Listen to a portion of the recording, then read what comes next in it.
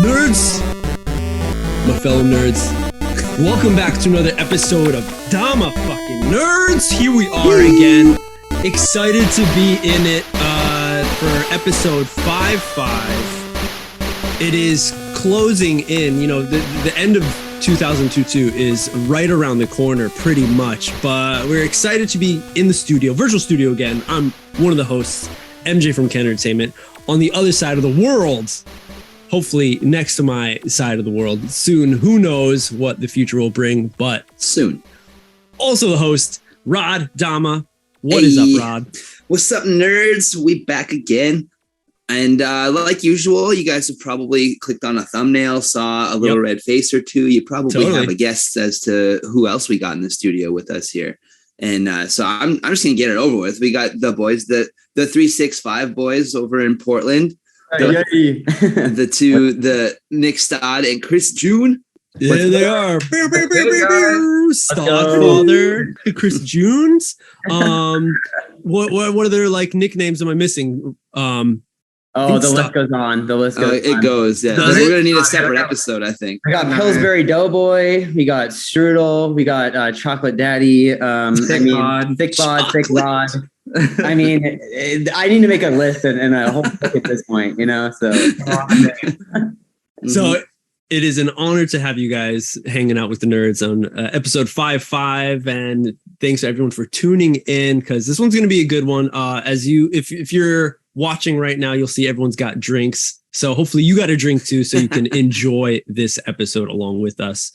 Sit back and crack a cold one with the nerds. Listen to some old COTK stories. Oh my god! And then hear from like the upbringings of how they started as like shitty kids, just like slapping and high fiving, up to like adults getting married, full grown jobs, selling houses, beards. Yeah, right. Flipping Damas to flipping houses. Yeah. Exactly. Oh my god, there it is, right there. Mm-hmm. Why don't we just start at the beginning, boys? When did you guys get? Did you guys get into kendama at the same time? We're getting deep already. Dude, it takes me back. Yes, totally.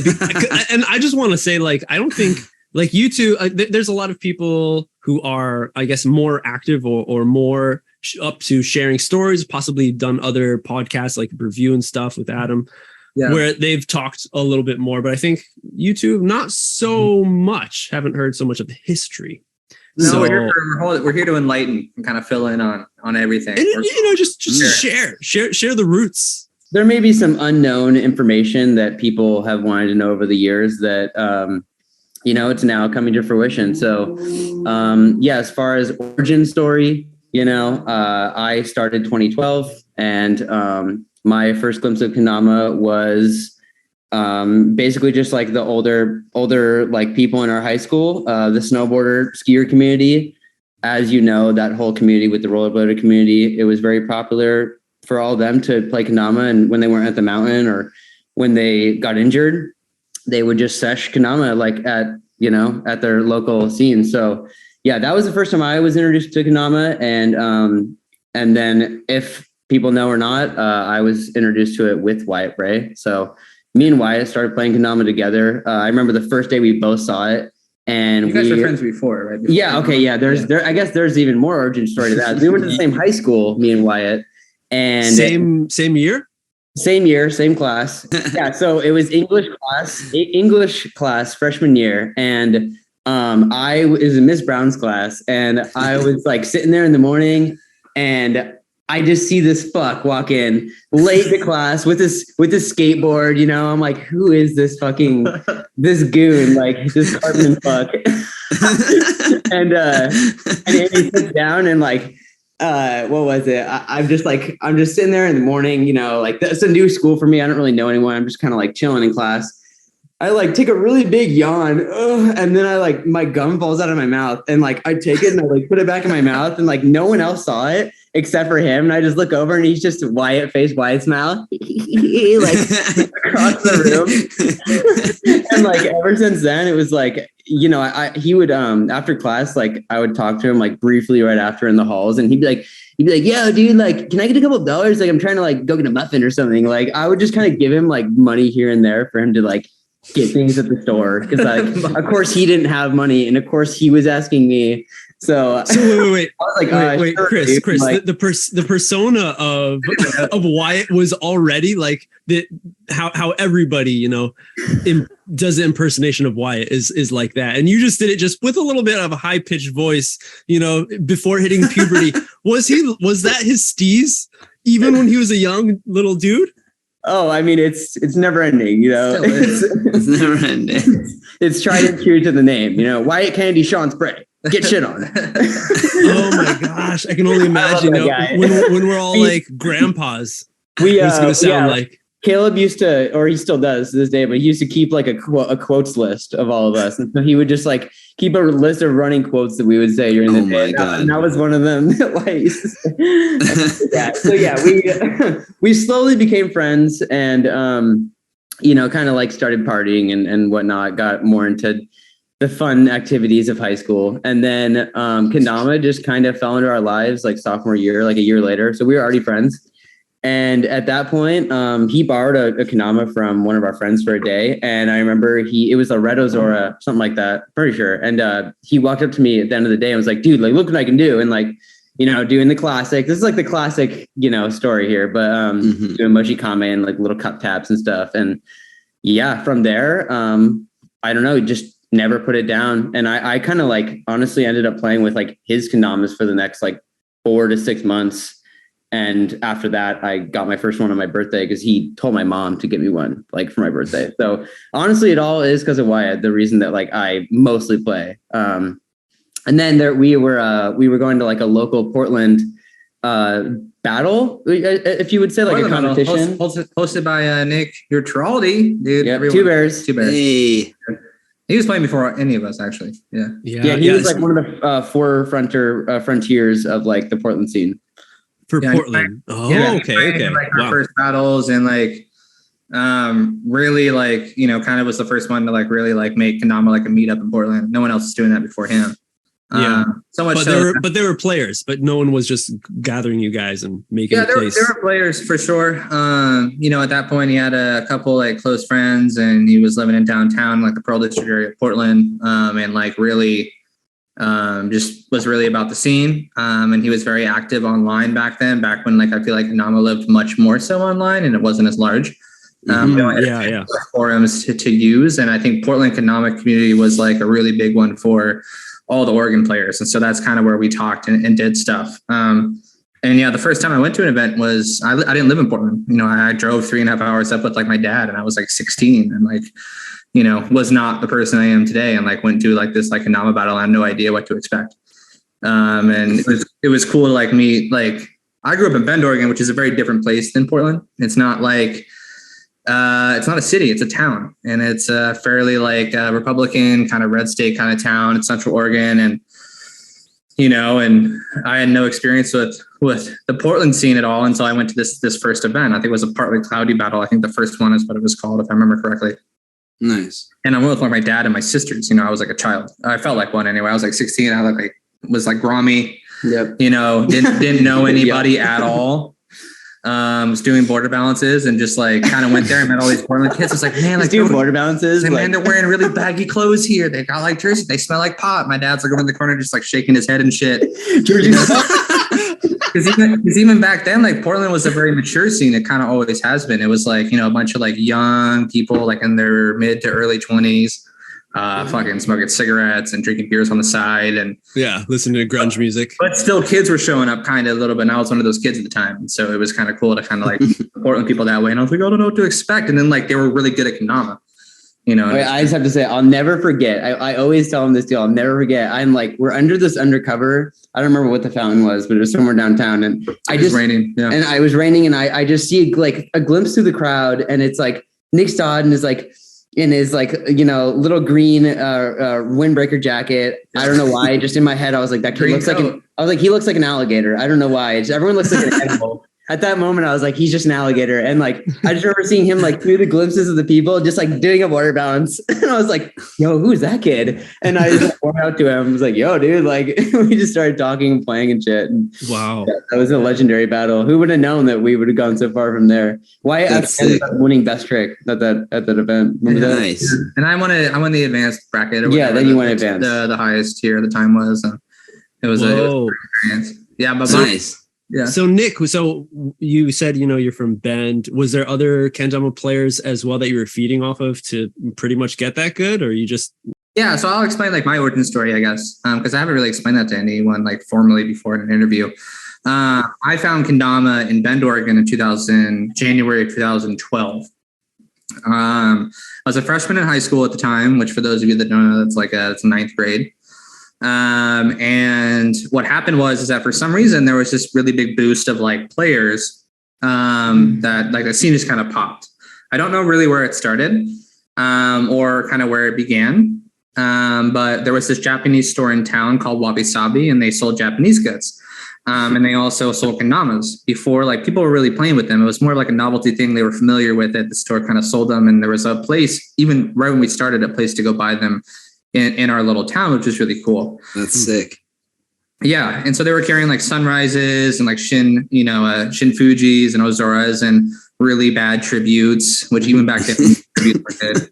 Hey, no, I mean, I was about to say that's pretty good that they had any of those, because usually if it was a Japanese store, they would have just those like, the touristy kind of super like eggy damas. No, yeah, like lacquer on the whole can and stuff. Totally. We had like an actual selection of like actual kendamas to play with.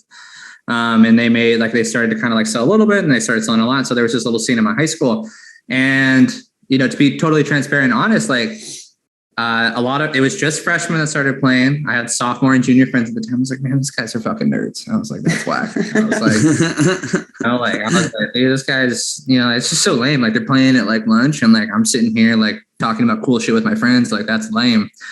And was kind of a hater. And I'm not proud to say that, but I was like hating on it, honestly. Yeah. And one of my buddies had one, and he had it at his house, and he was like taking a shower one day after we were hanging out, and I picked one up, and I was like, oh shit, this is fun. It was like a blue Sunrise or something like that, like a dark blue one. And he let me use it. And then like I was playing with it when I was at his house, and he was like, oh, you're pretty good at this. And I was like, yeah, can I take this home? And he's like, sure. So I take it home. I ended up losing it or whatever. And I was like, oh, that was actually really fun. And then I kind of like backed off a little bit and like didn't really think about it. And then I was hanging out with like my family and my dad, and I really wanted to go hang out at this like fall festival down in Benton, which is like this like once a month kind of thing. And like he wouldn't let me go see my friends. And I was like, dude, I just want to go hang out with my friends. Like, and he's like, no, you're gonna hang out with your family tonight. And I was like, I don't want to do that. Well, will you buy a kendama for me? And so to shut me up and make me stop bitching, he like buys me a kendama from the store that's in Benton. And I bought a German flag Shin Fuji. And nice. Yeah, there's like a super sick, like it was the most expensive one because it's like, fuck my dad, I'm gonna get the nice one. So like that was even back then it was like $45. I was like, my friends, whatever it was. And so I picked up that one, and then we went back to my house, and I just started playing with it. And then like I did Lighthouse within a couple hours, and then I like got like started to learn stuff, and then I just fell in love.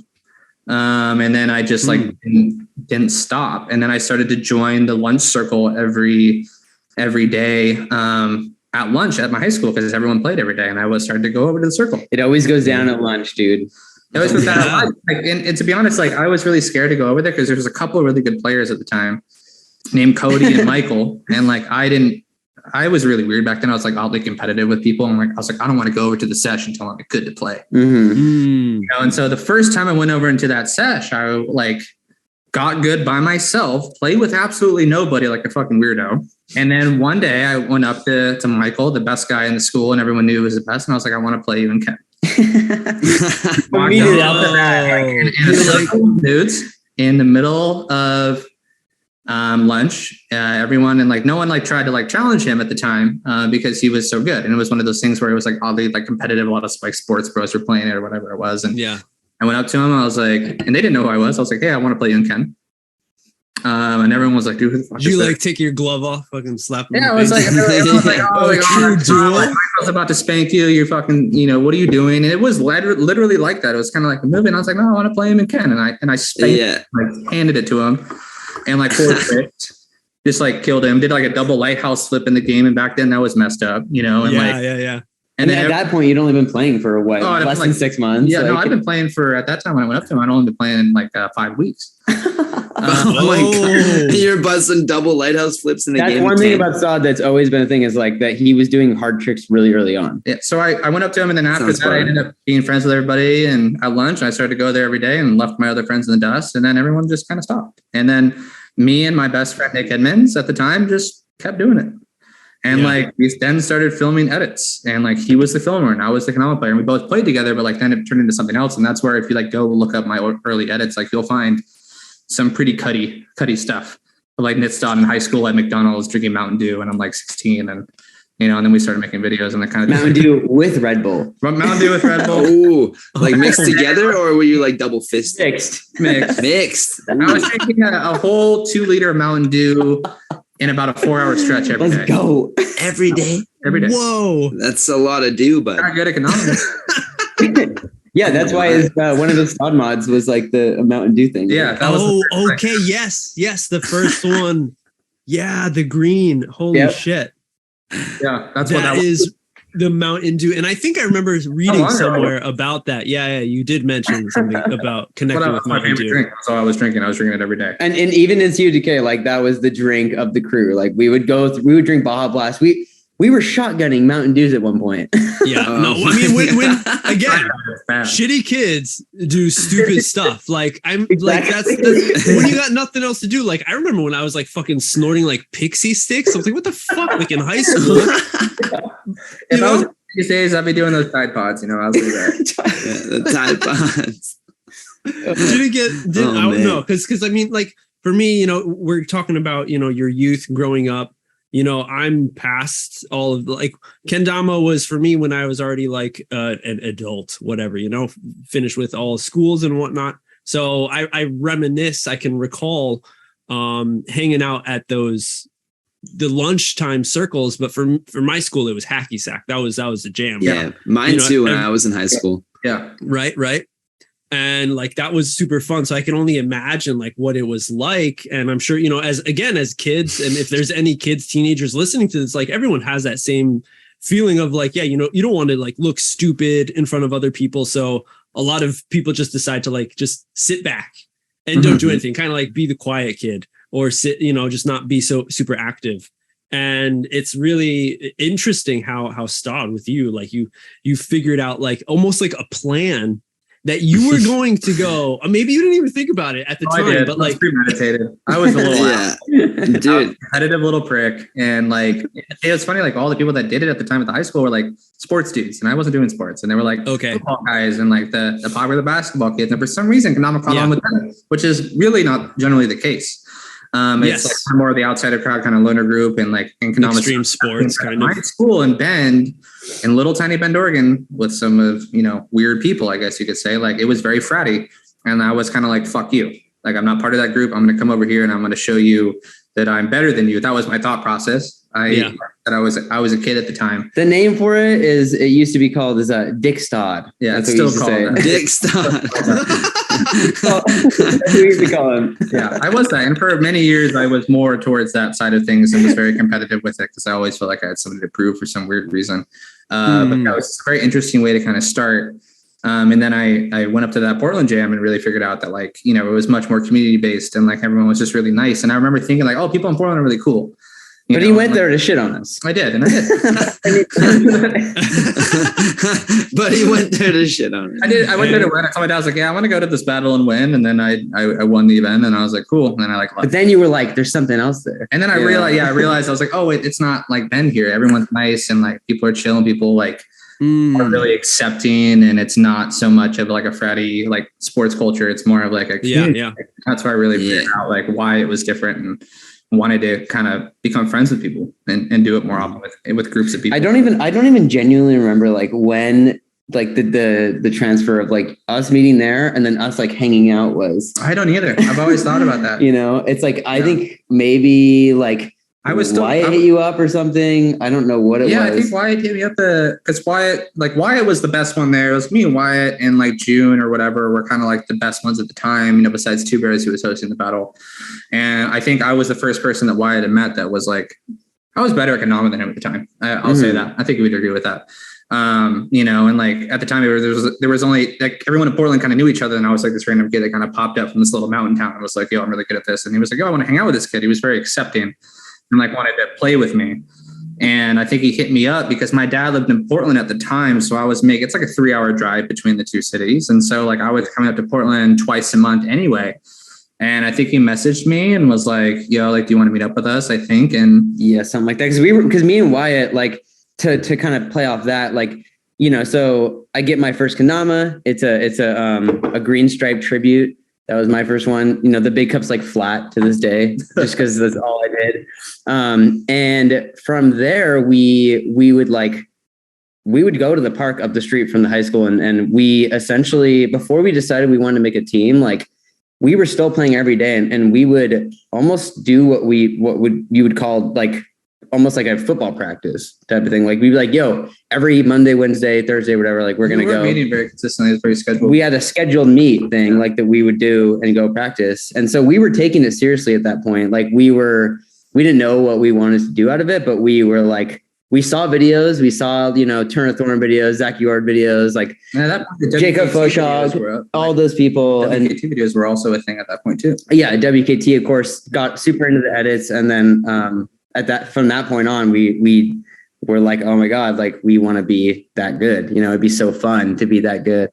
And so from that point on, I think we just invited him, and then he would come up periodically. But after that, since we became friends, it was like, at first it was like, yo, come sesh with us. And then it was like, yo, these guys are dope. I'm going to hang out with them. And then like, I was like never hanging out with my family and not hanging out with my dad, and always just coming out and hang out with like my kendama friends. And like, every weekend. My friends, every often, as soon as I could, I would come up. And first it was like every couple weekends. And then me and Wyatt were kind of like, I don't remember what the idea behind starting TFDK was, but we kind of were like, I think we were influenced by WKT 100%. That is like the main reason why. And then Kedman and all that and all of them. But I guess we just wanted to create our own crew in that sense. We saw the like community behind a crew and how cool it is to be a crew and create, I guess crew videos were way more common back then. And we kind of were like, yeah, we just want to do our own thing in that sense. And so I remember we were like talking about a name and stuff, and we finally like landed on the name. And then from that point on, it was like go time. Like it was serious, it was like, this is the days we're practicing. This is the time. You don't miss practice. Like, it was a sports team. Yeah, it was at that point. It was we were like, yo, we're thinking of this like a football team or like any kind of team. Like we are trying to get good and we want to make something out of it. So yeah, that's kind of what happened. That was the funny thing too, is that people are like, oh, these guys are goons. They like drink videos and put them like we drink or like we party and like we smoke. We were stoners and we were doing all those things. But like when it came down to kendama, like it was very, very serious. And it was like very like premeditated, and we were focusing on practicing. And the goal was to get better. We wanted to do the best team in the world. And to be the best team in the world, well, guess what? We knew this guy and we were like, oh, that kid's fucking raw. Like, so we need to recruit, like we need to get good people. And what do you know? He's from Bend, like that's Oregon crew. Right. Yeah. And so then Chris, at that time, it was just you and Wyatt figuring out. Right, so you guys were pretty much the founders. Got together. Be like, let's get together. We both like, I guess, horror movies, Children of the Corn. yeah. That was like some stuff from like Wyatt's childhood. Like he had seen those movies and stuff. And that was one of the prerequisites of getting on the team is you have to watch all the Children of the Corn movies. Oh shit. But after that, I were a team before I joined. Yeah, me and Wyatt were a team. Okay. And then we actually went through a couple other members, like local high school homies that like played at the time, like my friend Daniel, we put on the team. He was on for a couple weeks type of thing. And the third member, I hope I'm speaking correctly, was Elijah Onishi. Yeah. Yeah. So Elijah still shredding, because Elijah and Elijah also went to me and Wyatt's high school. He was in a grade below us. And Wyatt stopped going to my high school like a year or two in, for reasons I'm sure you could guess. No, I'm just kidding. and then Elijah was my only sesh buddy. Like he is the only person I could grind with. So, kind of like at the time, everyone's awkward in high school, but like, me and like this kind of like random awkward kid at the time, like we would not typically be friends, right? Like I was kind of in like the party stoner sort of scene. Jude was cool. Elijah wasn't conventionally cool. You know what I mean?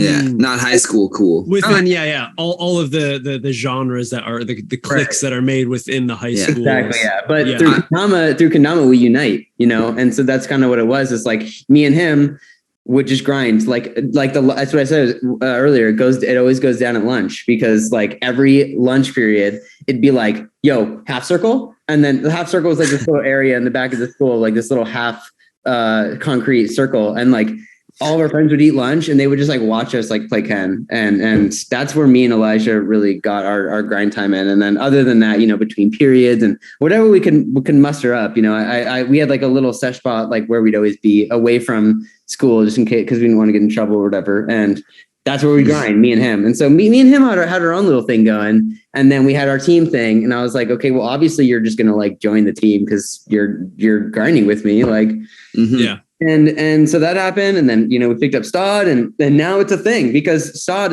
at the time was a package deal, right? Nic Stodd and Nick Edmonds. Yeah. So Nick Edmonds plays a huge part in this too, because huge part. Nick like filmed me early on. Like all my first like 4 videos were by him. He made my most popular edit. Like we did that together. Like my edit 4, which I think is my most like popular like solo edit.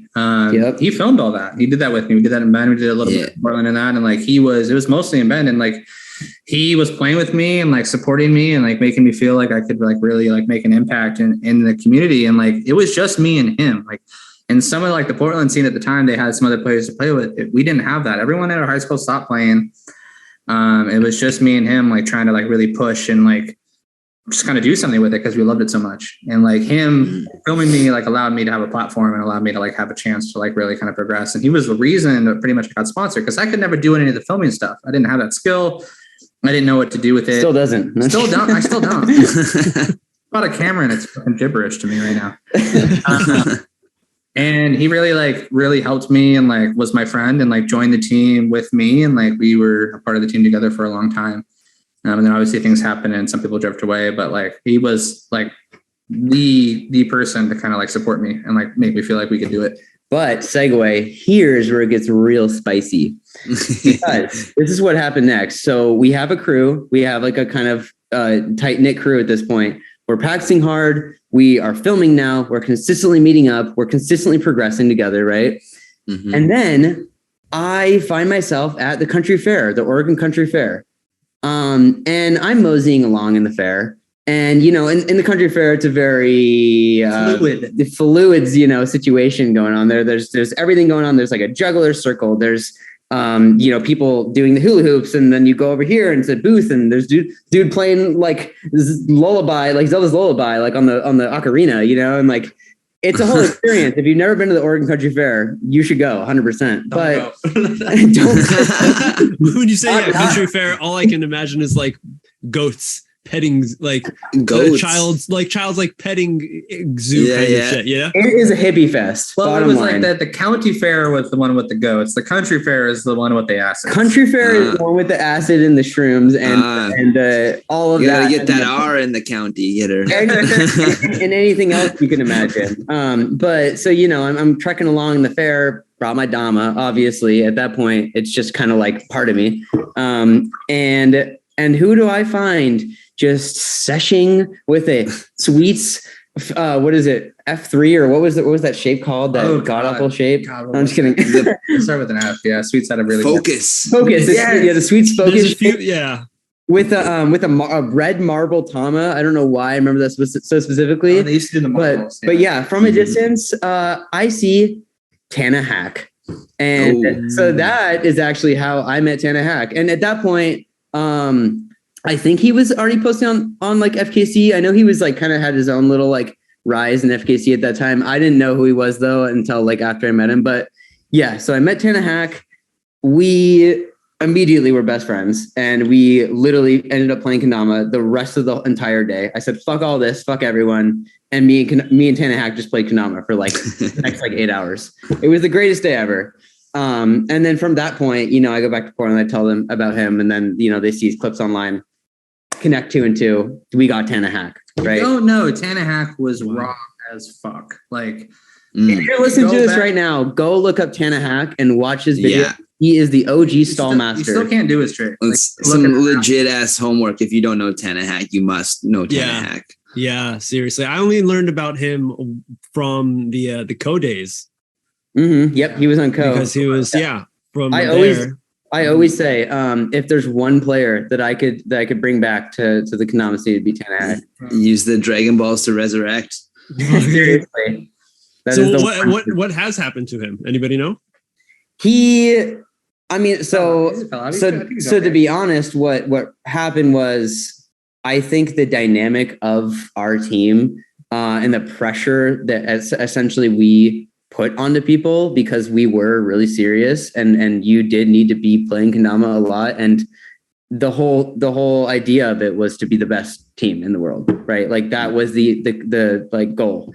And if you weren't doing that, it was like, what are you doing? I don't know. Like, it was a little harsh, right? We were teenagers, It was harsh. We didn't care about, if you weren't playing kendama, we didn't give a fuck what you're doing. We weren't like understanding, and it was like, because you joined the team with that purpose. And so there's expectations on the team. Right. And so I think that those expectations, along with our lack of empathy, just kind of like put a lot of pressure on people. And it's not like we are exempt from that either, but we just kind of also had a different advantage because we were local and we were, I don't know, I guess running it more so. And so, with Tana, it was kind of falling off, kind of not posting or doing or progressing or maybe coming to Portland as much, maybe just doing all of the above. Tana also, I don't know if you made that clear, Tana did not live in the same town as us. So I didn't make that clear. Tana was 2 hours away. So it was always kind of hard because we would put people on the team that lived in Oregon, but we didn't like disqualify people if they lived in a different city. And so obviously, you don't say no to Tana Hack. No, not at all. But it's like, I think like I was living in Portland, we put on this guy named Nick Warren as well. And like, I was going to get to Nick Warren. Yeah. Yeah, exactly. And it's like, we picked up these people that like weren't living around us and we didn't have a lot of communication with. We did, but like we weren't sessioning with them. And so what would happen is that, we'd be like, hey, like you haven't been playing a lot of kendama, like you haven't been posting, you haven't been talking to us. And it was kind of like, at the time it was kind of like, you're not playing kendama, like fuck you. Like they, as people that didn't live here, they had to put in extra effort, right? Yeah, they did. They had to play visible. It wasn't like, they were just sessioning. It's like, and like we said, there was that mistake on our end of like being too intense with it. But it was hard for like other people because it was at the time, like at that point, it was like me, Chris, and Wyatt were living in Portland, and we were like I guess like the main dudes, and like we put on Tana, who lived in Eugene, and like Tana killed it for a long time, and then like we started to kind of ask more people, and wanted to see more out of folks, and then it ended up not being kind of like a good fit, and then also people just kind of stopped playing kendama. That just happens, and and as soon as you stopped playing, we were kicking you off. Like we didn't give a shit. It was like like we were still friends, and it was cool, but it's like if you're not playing kendama, like we don't want to harbor you on our team, and we don't want to like build with you. The core values of the team were like law, that was like the crest. So yeah, that's kind of what happened. I think the pressure just kind of was over. It's like, now it's not fun anymore. Right. And that's, what's kendama if it's not fun. Right. So I think that combined with the fact that he just wasn't as into it, contributed to him leaving the team. And also maybe contributed to, I don't know, like I said, it wasn't as fun anymore. So maybe all that pressure and all the expectations and on the co and yada, yada, I think all that just kind of was overwhelming. And it's like, I'm going to take a step back. But if I remember correctly, I think Tana too was very aware of that. And I think he came to us pretty soon and was like, hey, I can't give you the time I need. Yeah. And like, he was very like the way that we ended up parting ways was very gracious, and he was on the same page, and he really understood what we were trying to do, and he respected it. And he was like, I'm no longer in that headspace, and that commitment where I can be a good fit with you. And he was very honorable in that sense. And it was really nice of him to like really care and to be like, yo, I see what you're doing. I just can't do it for you right now. And I don't think it's a good fit. And he came forward with us after talking with him. And, we missed him a lot. I mean, he was the shit. So, Yeah. Aside from Kendama, like literally one of my best friends. Ever. Really good person. Really, really good person. Oh yeah. So No, was he older than you guys? Same age. Same age as me. Okay, I'm 27, so he was around the same age. I think 1 or 2 years, or 1 year older, or not as old, whatever. Yeah. It was in the same 4-year kind of high school range. Yeah, totally. Oh man. Okay. That's so interesting to hear how like you guys really had like the passion for it. It reminds me of like Lost Boys / like the Heathers. Like you remember those movies like of this code. The Goonies. The Lost Boys. Like Goonies, yeah. We like cutting hands, like fucking spit, Blood Brothers type shit. It was like that. It was, yeah. This used to be my bed buddy. Every time we'd get drunk, I would just sleep in his bed. Yeah, we'd sleep at Wyatt's like house and like we would share beds, and that was like our thing. But you guys live together? Like 19 session beers in one night and still land like fucked up tricks and then wake up next morning and be like, yo, you want to just go like smoke a joint and do it again? Yo, like should we do burritos? Like it's all we eat, by the way. We only ate burritos. It actually pissed me off at one point. We only I still only eat burritos. He still does. This guy eats 2 things: bagel sandwiches and burritos. That's all I eat. He's turning vegetarian, still only eats bagel sandwiches. Is it always the same one though? Like, or do you get like a different burrito, a different bagel sandwich, or is it like I'm a man of routine? You know, soy furky. Yeah.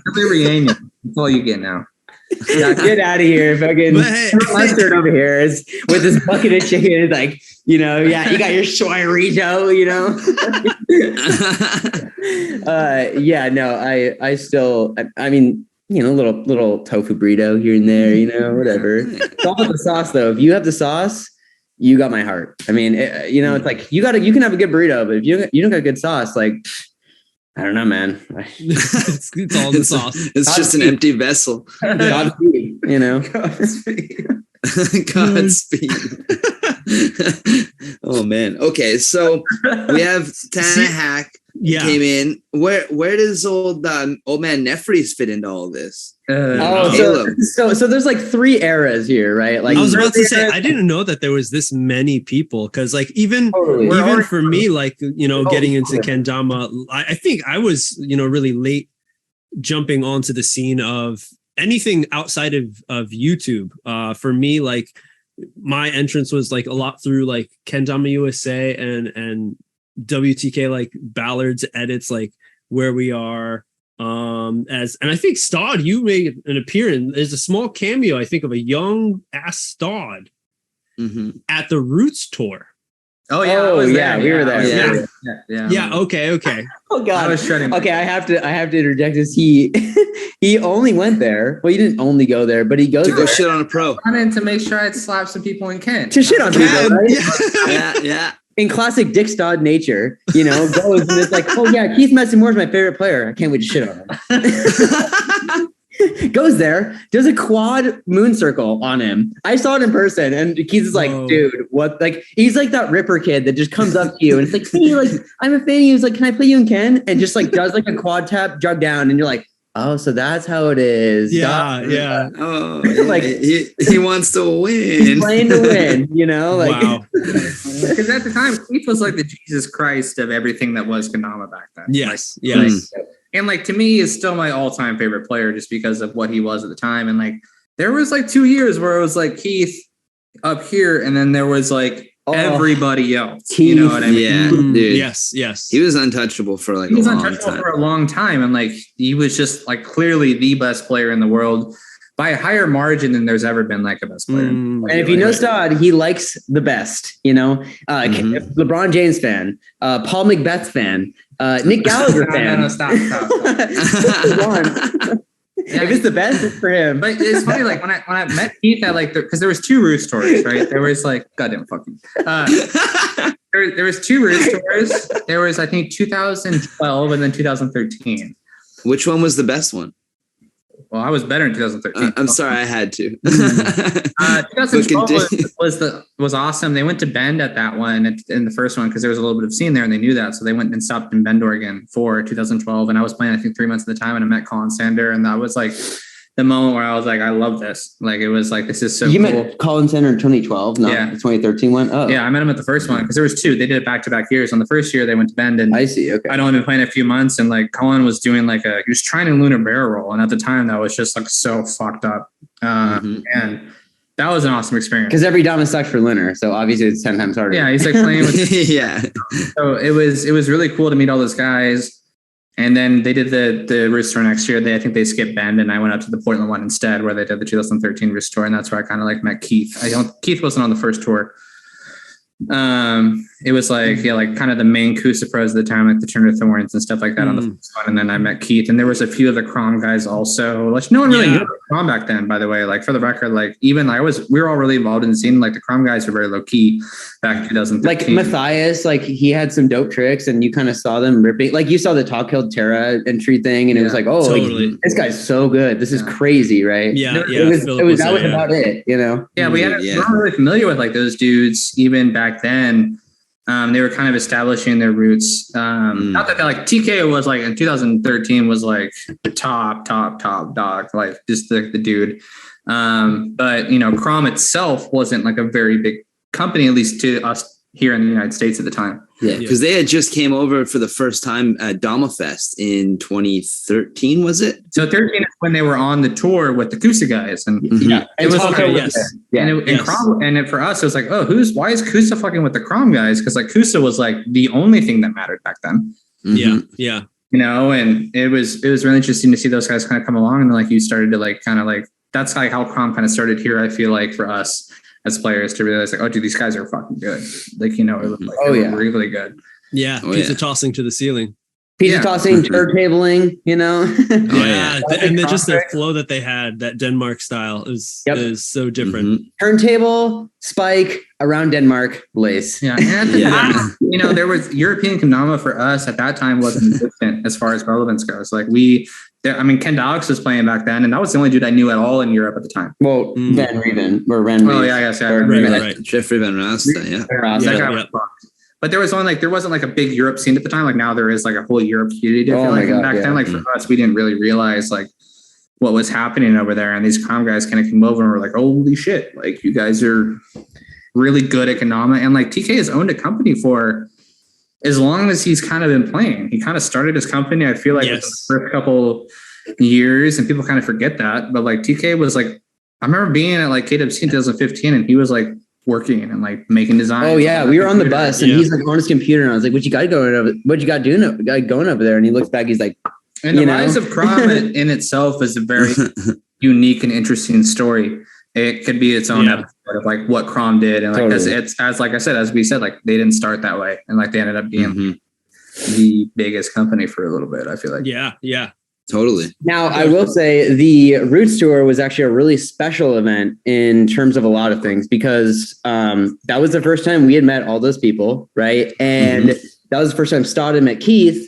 And it was like, obviously, Keith is meeting Nic Stodd for the first time, and he's mind blown because he's seeing all these crazy tricks that he didn't. I mean, maybe he knew about you before. I don't know. I don't even think so. No. And it was just so nice to me. Yeah. And it's just like, obviously, just getting after shedding all over him or before. Who won the game, by the way? Did you win with the quad move? I won the game. But you know, Keith was the kind of dude that I just won back then. So like, if there's a question about it, it was Stodd won. And King games back then were my thing. And Keith was like the nicest person, and was like, "You're really good. Like, hit me up." Like, you know, like he was like, all those guys were just so nice. So yeah, Nic Stodd's having his little Percy sesh with like Keith over there, and you know, they're all like vibing out or whatever. And then me and Wyatt were like having our own little Percy sesh with like Colin Sander and like TJ, and like Colin like and Wyatt were like immediately like just like vibe like, vibe down. Bro, like they didn't even have to say anything, like, just bro. Exactly. Like, just like that, you know. And I remember like, you know, I mean, there was a bunch of people at that battle, right? And then all of us were talking to them, and like they fucked with us immediately. And so that was really like crazy to see as like a Grom, like all these people that are your inspirations, right? Like I'm gonna Grom out here right now, you know. That was just like, that was so cool to just see everyone just be like I don't know. It's really surreal. It's like, wait, is this happening right now? Like TJ just invited us to pizza after. Like that's crazy, you know. The Roots tour was my favorite shit. Both years was my best experience. Like my best memories of kendama in general were those Kusa tours. Those were really cool for us. Yeah, because they were so nice and like it made us feel really like these people that because we idolized them. It wasn't like, you know, like we didn't really understand. Like, no, we like looked up to them. We watched all their videos. At the time, Kusa was making the premiere content. It was looking good. And like, we were able to like really like look up to them and how approachable they were, how much they understood us as players at the time was really awesome. And like, they are the best kendama memories I have are those two Roots tours. And like, I just really appreciate like that tour structure in general was so awesome for all of us. Like it meant the world. And like that. Yeah. It keeps everyone stoked too. Like it got us so hyped and like, that's what's so important about events. That's what's so important about all these events. Absolutely. You got to keep people hyped. And like, I went to NACO this last event and like, I hadn't been in 3 years and it was so refreshing and rejuvenating to just have that energy around me. Like, yeah, I need that, you know, I really do. Just as far as like, I mean, I already learned like a million things there that I didn't even know I was going to know or learn, like whether it be like some new player that I didn't know of, or whether it be some fucking trick that I pretend that I know when Adrian Esteban is like telling me when he's talking to me, you know, like whatever it is, we don't get it, but we pretend like but we like it and we like it a lot. Yeah.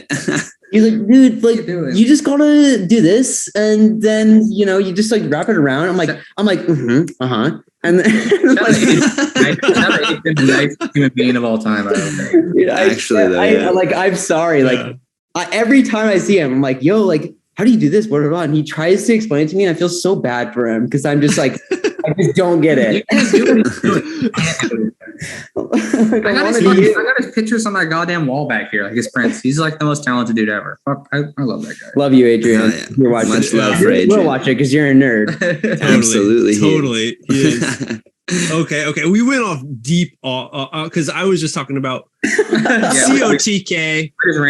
Went over to the Roots tour. I was going to say that when I learned about COTK, it wasn't this many people that you guys are listing off. There's a few names that like I don't even remember. So to go back to it, you were picking up people. Yeah. And as Rod, you were mentioning when Jeffries, old man Nefries. Yeah, Nefries. Yeah. 3 eras. One is kind of like the first 4 type of thing. The next is like, I don't know, the Tanahak, Nick Warren. I gotta talk about the EC Dama, bro. Eli Corey. Well, Eli Corey. We didn't even mention Eli Corey, and I'm sorry. Yeah, Eli Corey. I know you're not going to listen to this, but I love you and I miss you. And Eli Corey was just a little Wyatt Bray fanboy, and he just basically like lived in the same neighborhood as Wyatt and hit up Wyatt and was like, "Yo, can I sesh with you guys? Sesh with us." And he was just super raw for his age. Eli was better than all of us at one point. After years of like training. No, but then, that's the Eli phase, you know, doesn't need more explaining, but I remember, him getting like a really big spotlight on him, especially once he became like flow for GT and stuff. Like, you know, a lot of people like, you know, over here in Japan, you know, GT was definitely one of the companies that was like special. It was different from the major ones. So anybody that got picked up, people were like interested to see what tricks they produced and whatnot, because it was very different. And a fun fact, just because like I do think this is relevant, like as far as like Eli goes, like Eli and the Gallaghers are the same age, right? They were best friends when they both like when Eli started really taking off. And I will say this till the day that I die, like Eli was a lot better than them for about like 6 months to about a year. Yeah. And like they knew it. We would talk about it. Like it was like Eli was like the next coming. Like he was that dude that like new gen.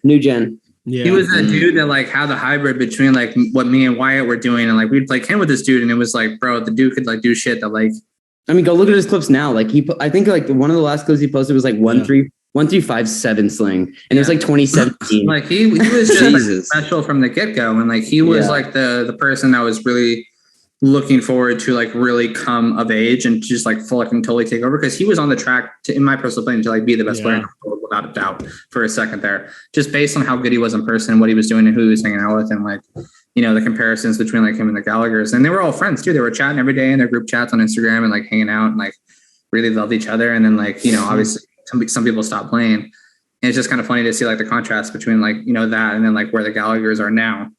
Right. It was like right there skill wise with them the whole time. And as soon as he stopped playing, I think he kind of fell off a little bit in 2017 early is when he kind of stopped playing. He went to high school, did the high school thing. Yeah. And stopped doing it. But for a while there was no one more special than him, I thought at the time. We had a lot of faith in Eli at that time. And I remember we really did do a lot for him and put him in that spotlight because we knew that he was that good. Yeah, I think I got him sponsored by the GT at the time. I know I did. I got him, like I helped get him on the team, and it wasn't hard at the time because he was doing shit that people weren't doing. But like although he was like amazing in his own right, like it was like the environment that made us all like progress so much. Like just the environment of having like all of us playing together all the time, and you got like these high level. You're just around high level players the whole time, and so you're bound to progress, right? And so like in Eli's case, like he from the get go, he's with at that time like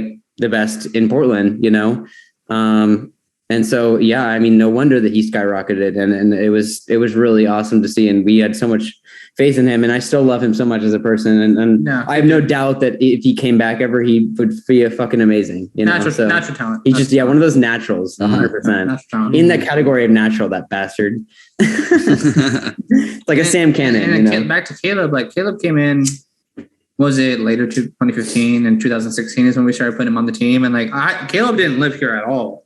Caleb lived in Idaho. Well, let's talk about our relationship with Sick. Okay, we cannot not mention SIK Kendama, Sandpoint, Idaho Kendama. Okay, this is so hard. We sweat them really hard. Me and White Ray. I didn't sweat. Sam Cannon's our favorite Kendama player. Okay, here we go. I love Cannon.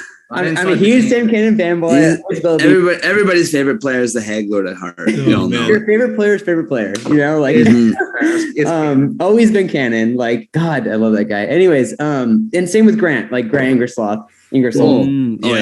So like we were super inspired by them. Like verbatim, like we wanted to be Sick, and they wanted to be us. Like it was to this day, one of the greatest things that's ever happened in my life was honestly just getting to meet them and immediately being like, bro. Like it was just to that level, just like, oh my God, like this is the fucking Goon Squad. And that's what we were. And it was just, we were just meant to be friends. They were always meant to be friends. Goonier than us and just about as good. They were goonier and better at stalls. But yeah, anyways. Yeah, they were so good. Like meeting Grant, I was like, yo, what the fuck is up? He's like, dude, I love that guy. 3 cigs in his mouth. Like Sloth is the shit. And I'm like, yo, Grant, what's good? I like your tricks. He's like, you fuck you, bro. And I was like, I like you, Grant. I was like, I like you a lot. You're funny. I love that dude. That dude still roasts me. I got a little slide in my DMs once every 6 months. He's like, you look fucking dumb. I'm like, fuck yeah, dude. I did. We have such a huge hard on for SIK Kendama, honestly, and we always will. One of the best dudes. So yeah, so basically, Kayla was on SIK, and that was the fucking crew. CUGK, SIK for fucking life. I'm sorry, like I'll stop. But anyways, yeah. So then Caleb, I don't know, like Sick kind of like. I don't know if I'm yelling right now. Sick kind of had like their, I don't know, everyone started moving and everyone started playing different times. All that, what happens type of thing. Tight-knit crew turned into a not as tight-knit crew. We were still a tight-knit crew. And so he saw that and he wanted to be a part of it. And he came here for college. In 2015 is when he came here. Yeah. And then we put him under like a probation period, if you will. Tent, if you will. We don't talk about tent. We don't like it because it wasn't the best thing. It's actually maybe the worst thing. We don't need to get into tent. Let's basically say that it was a rigorous. No, yeah, it means potential. It sounds bad to say, but he was like the team. How do you say it? No. Okay. No, I know what you're gonna say. Basically, he was the team potential, and it was a very rigorous program, if you will, to get on the team. And because obviously, like you heard before, we didn't take it lightly. And maybe it got on a little too long, but whatever. It's all good. Who was making these programs? Were you guys like meeting? Like at night time, like under a booth, like meet me at the McDonald's South exit, like I think we know. Discuss. It was like was it all Wyatt just laying the law down? It wasn't all Wyatt. We were like, Wyatt would say it, would be like, yeah, man, that sounds great. So what would happen is that, like, you know, as far as the Caleb thing goes, like, we were like, you know, like a lot of people left the team, right? And so it was like we put these people on, and then they would just end up leaving the team, and we were kind of tired of that. Is what the thought process was. That's truly what it was. Like, you know, what we wanted to do is make sure people were really invested, and so like we kind of, you know, a fraternity like they have a pledge. Caleb Team Sense was our pledge, and so we, you know, he had to do certain things that, you know, he didn't really want to do to prove himself to the company, and that was kind of what it was. I think the two other worst things were returning bottles, like at like a pretty we made him return 150 cans in the worst fucking Portland. 150 cans at like the worst bottle deposit you can imagine. We took a picture of it, and then crawling through the sunroof to get out of the car because we didn't want to get out. We didn't want to get out of the car to like let him out. Up the burritos from the order that we placed, or like just doing shit where it was like, it wasn't good. You know, Damn. Like, so you guys fucking hazed him to get into COTK. Yeah. 100%. Yeah. Oh, that's otherwise that'd be lying. We hazed. So wrong. I knew COTK was. We know it is. We know. I knew COTK was a lot of things, but I didn't know it was a fraternity. Yeah. Yeah. Well, you know, like I said, hey, we know it's a mistake. We were 16. We were 17. And yeah, so yeah, that didn't go the best way, but I got him on the team, and you know, at the end of the day, the team disbanded a year after he got on, so everyone wins. No, I'm just kidding. He's totally on the losing end of that stick. Yeah, he got him like Soma. He still feels that way. I feel bad. Oh my gosh. Yeah. Sorry, don't worry. That's too bad. Love you, Caleb. Love you, Caleb. He's literally doing this right now. He's just doing this. Yeah, I can see it. Shake his head. Yeah, there's a small rumble in the earth right now. It's from Caleb shaking his fucking sensitive topic. Don't talk to him about it when he's doing it.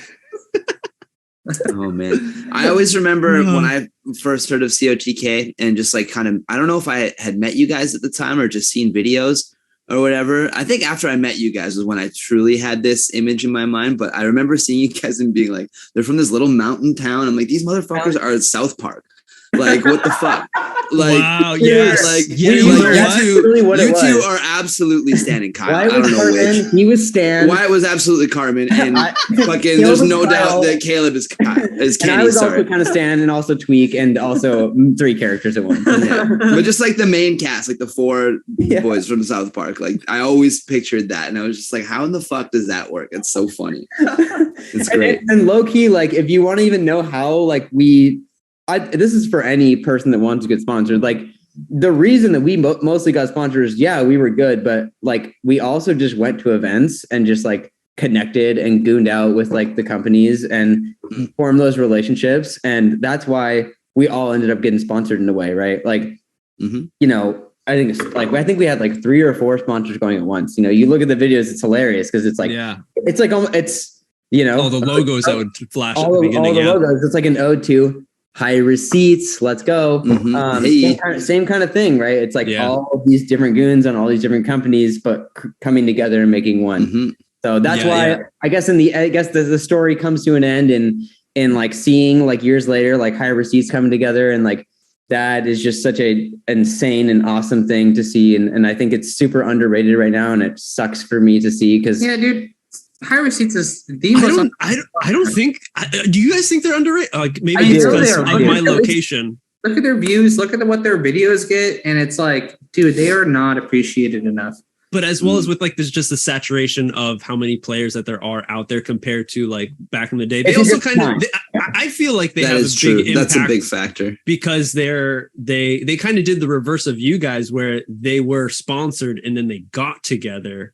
To make like this super group where you guys made it from the ground up, made your super group, and then all of a sudden all these sponsors came to you. And then I feel like when I was looking at you guys, like I thought that was like a really cool thing that you know, like Wenatchee didn't have, because you know they kind of fizzled out before all the more companies started growing and stuff. Where COTK, you had like Wenatchee fizzled out early, by the way.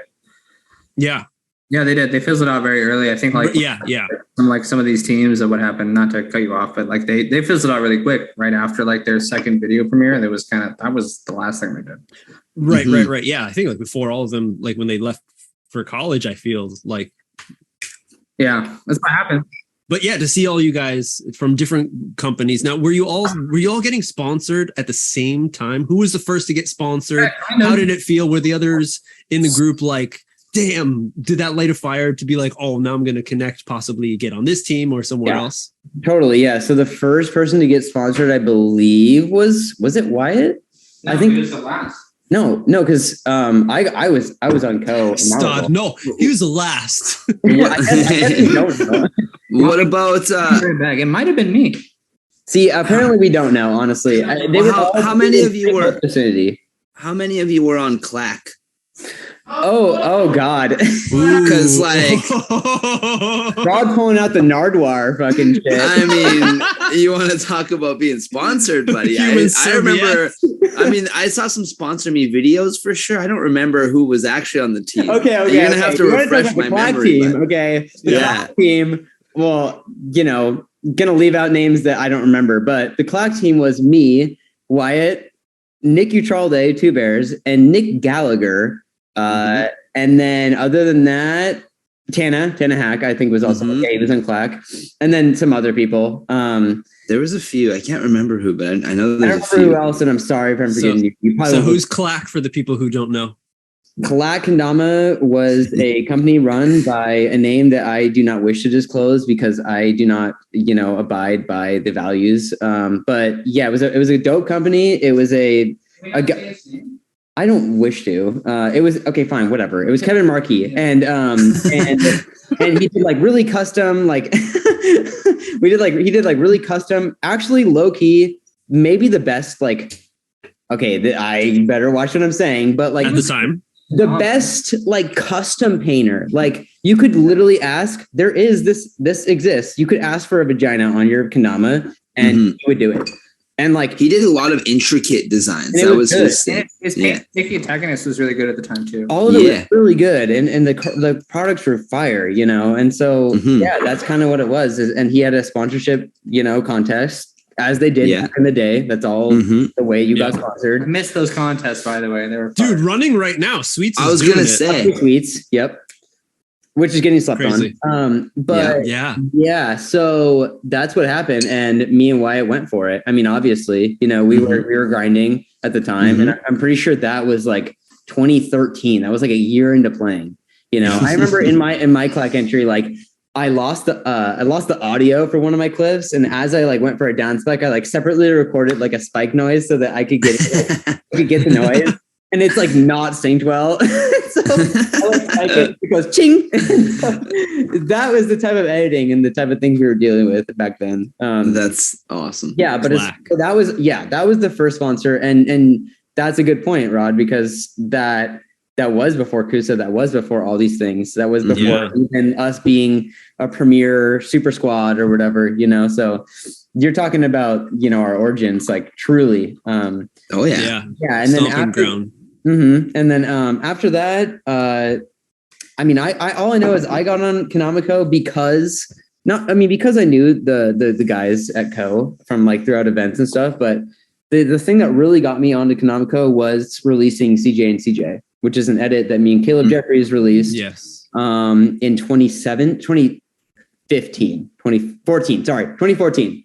I know my dates. And so at that point they were like, yo, like, you're definitely on, because some context for that edit, if there's some homework for you nerds as well. If you've never seen CJ, go watch that. It's definitely so good. I think it's like 8-year anniversary or something like that. Good. I saw that recently on Facebook. Caleb shares it every year. Cutie. Hell yeah. Cutie. And Chris, is that one that you're going to be, because you've been reposting a lot of your old edits. Is that one that has been reposted or you're going to? I actually think that was one of the ones I put on my new like YouTube channel, because there were a lot of like other ones like Mario Bros edits and stuff like that. And like, I wasn't so stoked on my tricks in those edits. So wasn't like, oh, I really want to repost these. And like, but I was, so this is what I was about to say is that I was extremely stoked on my tricks in that edit, because me and Caleb met at Tacoma Takeover for the first time, Tacoma Takeover 2014.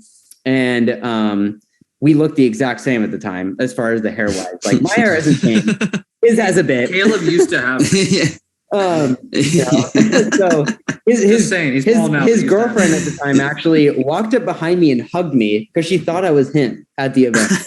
Yeah. So we really had the same kind of look going. And at that event, in the last clip of our edit, CJ and CJ, we filmed our first doubles clip like at that event. And like Sam and Grant are just like hag on the floor, you know, just like flipping out the camera. Like it's a really great clip. We all look like babies in it. But yeah, from then on, we were like, we want to film a doubles edit. And that was kind of just like what was said, but there was never like we're going to go really hard. And I just kind of ended up going really hard for the edit. And he kind of was like, I'm just going to like film some like chillers. But even his chiller, or not his chillers, but his normal tricks, they're still super bangers, right? Like he has some tricks in there that are really, really sick. But I 100% like just kind of wiped as far as like just going really hard. Like the mindset was totally different. I think in that edit, it was the first time like I had seen at least on video, like wing juggle wing or like 1, 2, 3, 4 inward stun. Like there was a couple of tricks in there that was like firsts and like totally a huge part of my progression as far as kendama. So yeah, that one boosted my career, if you will. And then got on Co. Yeah, pretty much June did like super fuck tricks in that video. So go watch it. And so yeah, then that happened, got on Co. Dream come true, you know, being on Co at that time.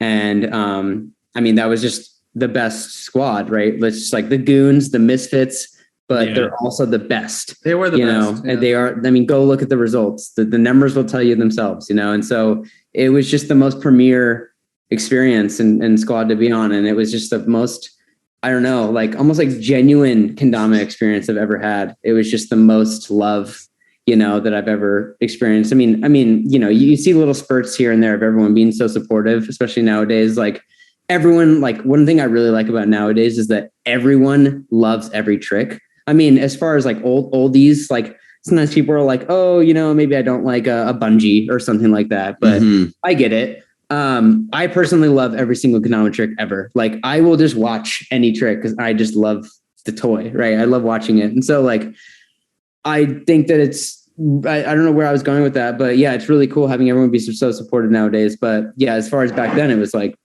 maybe I'm reverting, but it was like they were the fucking best and they were ripping the hardest tricks, you know? And so, that was just a squad to be on. Right. And then they had their call, whatever, but that was such a great experience for me. And they got me out to Japan a couple times and I'll never forget like those times, to be honest. So yeah, that was kind of the highlight, I guess, of my economic career until now.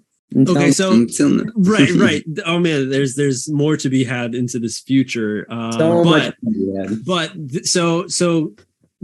that the first, I guess, kind of major sponsor after the whole clack ordeal? Yeah. You getting on Co, and then who else was next? I'm sure because Wyatt getting picked up by Kusa. Back then, for Ken USA, they had like a thing going where like people were scouting people. And the pros, Colin knew Wyatt, right? Like I said, like bro, like they're bros. Wyatt from the beginning. Yeah. From the moment they met, like I think like Colin got Wyatt on Kusa. There was no exactly person. That's what I was getting at. Because they met at that Roost Tour 2013. They established a great relationship. They had the same kind of energy as far as that like chaotic excitement, you know. All in. Absolutely. At the time. And, you know, Wyatt was very much outside of that relationship with Colin, very much a Kenko kid. He was like the baggy clothes. I smoke a lot of pot. You know, I drink, I party. And that's what the Kenko crew was at the time. They were like these dudes in big t-shirts that were like better at kendama than everybody, but like they were like not very clean cut. And even back then, like Kusa was like the quintessential, like I've made it team. You know, I wear clothes that like fit me properly. I drink vanilla lattes. I drink lattes. Wear hats. There's no shade in that. But that's what it was. And like, that's the company that I wanted to be on. Preppy Nic Stodd at the time. I almost didn't join Grain Theory because I wanted to be on Kusa because that's how preppy and awesome they were for me back in the day. Wow. And so Ko was very much interested in getting Wyatt at the time. But this is where Wyatt had a choice, essentially. I feel like from what it was like, I either have a choice to be on Konami or I can be on Konami USA. And I talked to Colin all the time. And then like the Konami dudes were like hitting him up and like trying to like get him because like Wyatt was so good. And obviously he was a great pickup and he was so devoted and all these things. And Wyatt was smarter than the situation at the time and realized that Konami USA could do more for him, you know, career-wise in Kendama than anyone else could. Because at the time, they were the pinnacle of what Kendama is. And they ran the best. They were the most professional. They had the best pro model royalty program. They had all these things going for them. And it was really hard for him to like kind of part with these conventional ways of like, I feel like I gravitate towards Ko. And like he ended up picking Konami USA, which was the smartest single decision I think that he could have made at the time. Even though he may have like vibed more with like, he vibed more with the Ko guys. He was more of a stoner. He was whatever it is, and like he made a decision to go to Kusa, and he made the right decision. And at the time, there was kind of a back and forth on like beef, if you will, with like Kenko and Kusa of like, oh yeah, the Kusa guys, you know, like them and their tacky paint and like their whatever, you know. Yeah, it wasn't cool to go to Kusa if you were into Kenko. The Ko guys were like, Ko guys, honestly, like I'll say it, they were like, fuck Kusa. They always felt that. They always felt that way. They were like, fuck that company. You know, Ko was always like the dudes that were like more hag and on the outside, but they had the good players, and they were always like, fuck Kusa. They were like, we're for the streets. Yeah, you know? There wasn't that. There wasn't like that, like, you know, like we don't care. We're gonna collab. We're gonna do everything proper. Like they really did things. Like it was really like there was that animosity between the two companies, and Wyatt made the decision without like he thought about it for a long time and like figured out what he was going to do, and he like was like, it's the best decision for me to go to Kusa, and it was the best decision he could have made. You know, he did that, and then he won Cup, and then like he really understood that like Kusa was going to be the type A kind of personality that was going to potentially propel him to the next level, and you know that's what he did, and it was a very smart decision because it was very easy to go over to like Ko, and like we all know that Konami Co is not a company anymore, and like you know. They and Kusa did right by him in the sense that like they promoted him, they prioritized him, and you know they really made him feel special. And it was a good pickup on Kusa's. It's the best pickup they've ever had as a player is to pick up Wyatt. And Wyatt tried his fucking best to do well by them, and it was cool to see him make that right choice. I will interject just to say that I think that is one of the most beautiful parts of Kendama is that there's these two totally different like sectors, but they're all combined just through Kendama. And so you can have one totally different end of the spectrum, you know, from each other. But it's kind of like, I don't know, it's silly because like they're all just playing and talking about Kendama, even though they're like different cliques of Kendama, you know? Totally. It's less like that now, but it was more clicky back in the day. Yeah. Yeah. So I think that's pretty cool. It feels like, most of the teams back in the day also were like very, like solid with each other. Is more even more in a strange way like of a family. I'm sure everyone understands like at the time for Kusa back in the day, like their pro team, even when there was their tribute team, like we all thought like they're just always together, like because in the videos they were always together and stuff, and they vibed so well with each other. So when another team came along, like you would think that same thing, as well as, you know, the back catalog of looking at WOTK and Wenatchee, like it was groups of like friends.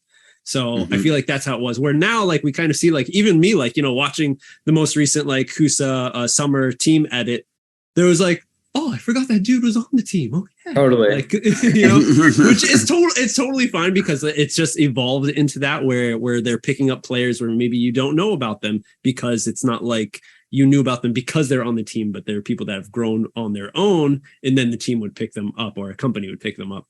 Right.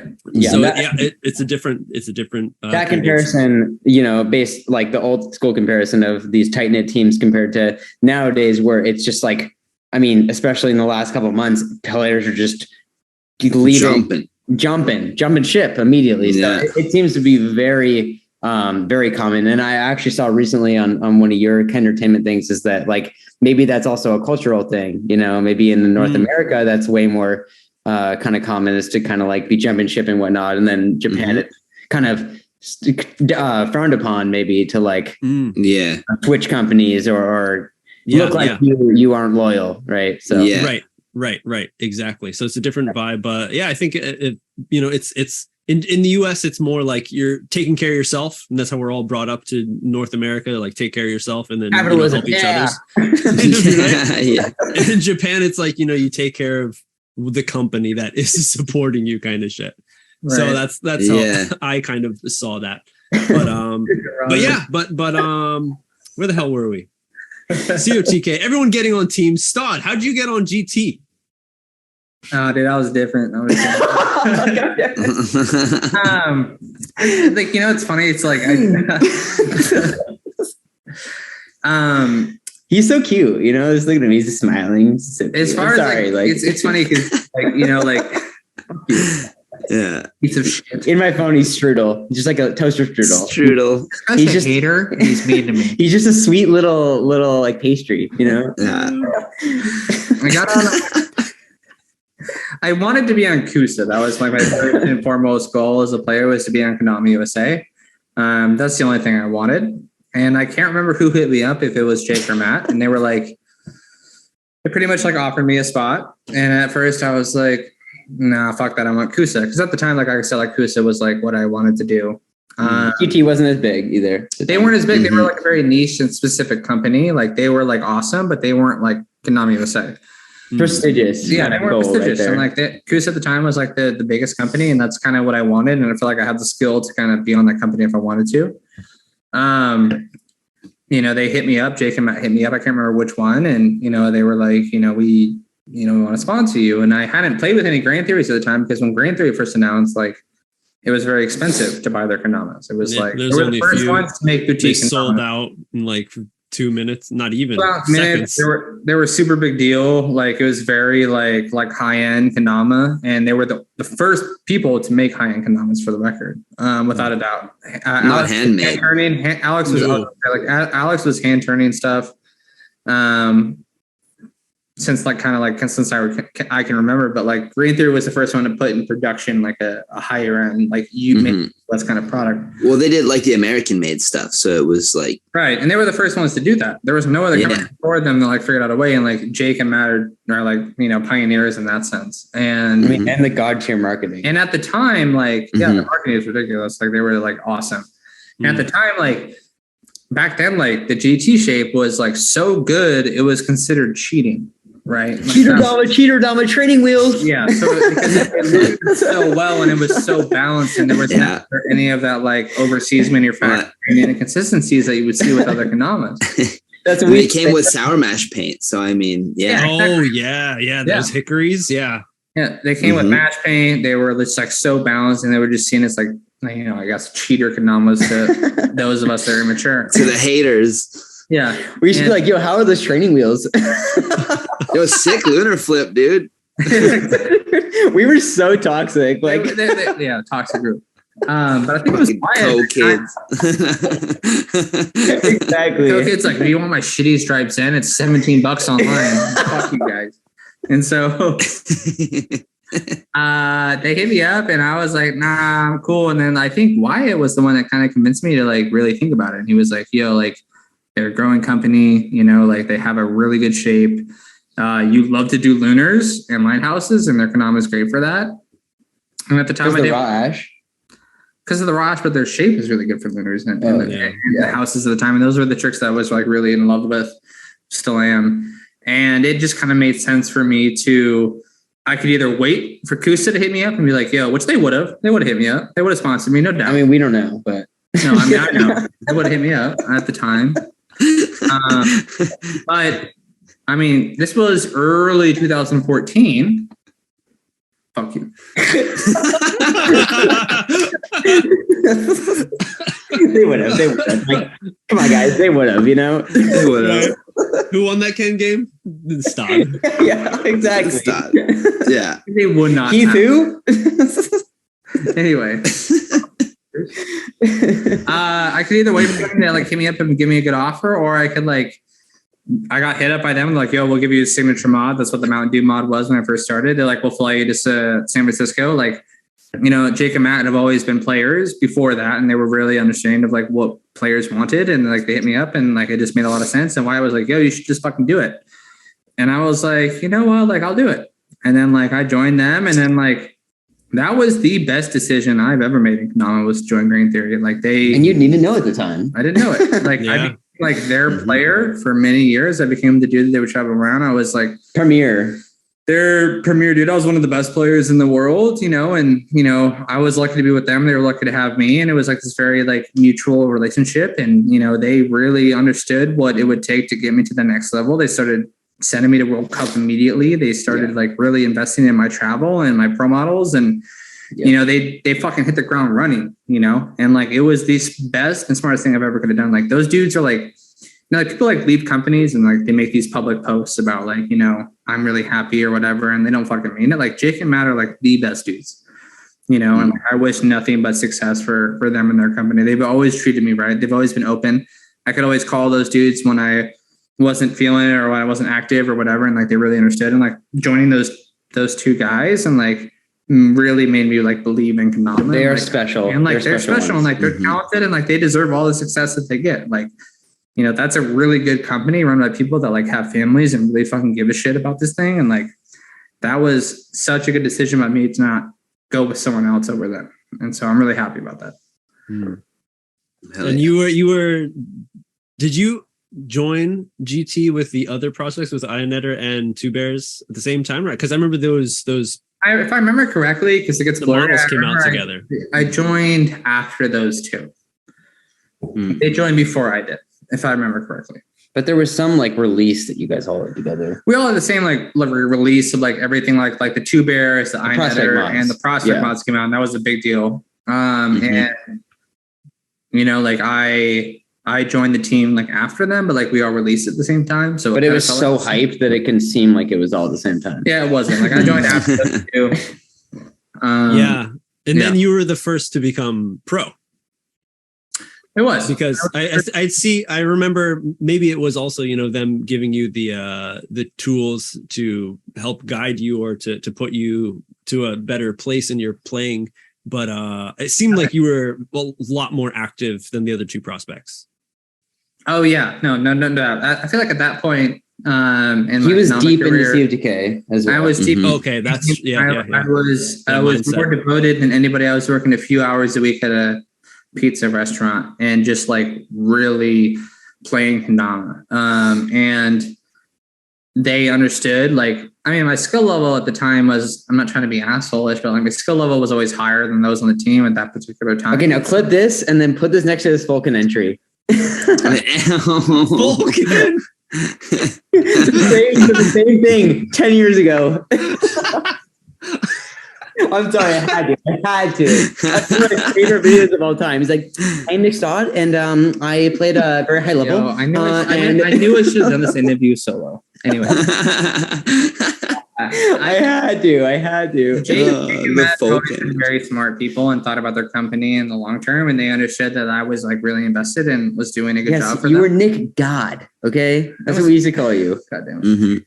It changed. They gave me a pro model first, and they understood that like I was really devoted, and they gave me a pro model, and then it kind of like took off from there. But like they were just like making a smart business decision by investing in the person that played the kendama the most. Right. And the other people on the team like had jobs or like had other obligations that didn't allow them to play. Like I was like, yo, I'm playing kendama. And it's like, who would you sponsor? Like the dude that like kind of plays, the dude that really plays. And so that was what they did. They saw the light. Yeah. Also, shout out Green Theory for making the first real pro model. They let you design the shape. So that was my gosh. Dude, I don't know if you know, but like Sue, he watches that like religiously, like every day. Like that's his like motivational edit to watch to this day, or it used to be. I don't know about to this day. But Sue is my boy. I've known Sue for a long time. He's a fan. I'm a fan of his. I mean, that ties into recent events. Exactly. Exactly. Yeah. I haven't spoken with him personally about it, but I can only imagine. Yeah. So how was that? Because like Yeah, creating your own shape. That was such a big like game changer for the whole community, seeing GT as the one with the swoop. And then you came in, you're like, oh yeah, it was cool. I don't want the swoop. Yeah, exactly. Like, fuck the swoop. Well, actually, that was after the first one. You kept it right with when you had it was like the a more slight curved swoop. Sarado. Yeah, Rod's right. It was more of like a slight swoop, and it was kind of like, I guess I have to do this for this to make sense. At the time, I was like, I want the swoop or whatever. It was kind of like, I didn't really think about it. I was like 18 and a half or 19 at the time, and I didn't really understand. I was like, well, they have the swoop, so I'll do the swoop, and I didn't really think about it. And like the swoop is a trademark shape, yeah. Mm-hmm. Yeah, it was like, I don't want to like deviate from like their awesome shape because that's what makes them sell. Like, I don't want to do that. And then, like we did that mod and we did a lot of renditions of it, a lot of different colorways, a lot of Spectraply or whatever it was. Yeah. And like, I was like, I don't like it. Like, I don't like the way it feels in my hand when I Ken flip, because I've always Ken flipped a lot as far as like tricks goes. And I was like, I just don't really like it. Like it's like very specific in the way that you grab it. It's more indented. So like you have to be more precise with your thumb. And like, I didn't really want to do it. And I was like, I want to make like the first grain theory that doesn't have a fucking swoop in it. And so that's what we decided to do. And I thought it was great. I thought it worked really well. It was awesome. It was different. People wanted to buy it. People did buy it. People bought those, but we still I still design other aspects of it. And like GT was always willing to hear my designs and figure out what they wanted, like what I wanted to do. And like, they were very receptive, it was cool. Yeah. Yeah. And it was cool to have them kind of possibly, I don't know about be the first, but be one of the companies that is looked at as, if you become pro, you kind of have a chance to make your own shape. They were the first. They were the first. Right? They were by years, I think, honestly, from what I can remember, because they talked about that with me from the get-go. When they recruited me, they talked about that was their goal. Like, they always had that plan. They always thought it was stupid. They were like, when in skating or when, in whatever industry, other like you design your thing. And like, we just want to do that with you. And that's how they recruited me, was like, if you do this well, if you make these things, and like, we will give you your own shape. Like, they were doing that when they hit me up in 2014. They were the first to do it by far. I feel like by a way. It's kind of like, you're right. If it's interesting to see like how many people haven't actually ended up doing the shape stuff. Okay. Yeah. Gallagher's like I think Sweets just did the Gallagher shape, and besides like the grain theory pros making their own shape, it's really, really not that common because it's kind of hard. It takes a lot, And I would also, go ahead. The cool part is like how I guess with Jake and Matt thinking about that, their picks for their players kind of make everyone special and unique, because then 100%. In turn you look at their Kens that they've designed and they're all specific and unique to their play style. And it's kind of a risky thing if you think about like, who's going to buy it, if you want it something to be general so everyone can enjoy it, or something that like, like Adrian's, people are like, oh, I got to do string tricks. Well, it's like, you don't have to, but it's made so you could do some of this stuff. It's actually like a thinner shape in the middle, and like it's actually really good for like traditional tricks. Like, it is, yeah. It's actually like a solid Dama. It is. And that process of like designing your own shape, like it might be a little bit more specific to that player, but it doesn't create a bad shape overall. Right. Kyo's mod, it's great. If you look at Ben's current shape, it's also awesome. Like, even like you said, Adrian's shape, it's still good. Like creating these player specific shape just doesn't create a bad overall kendama.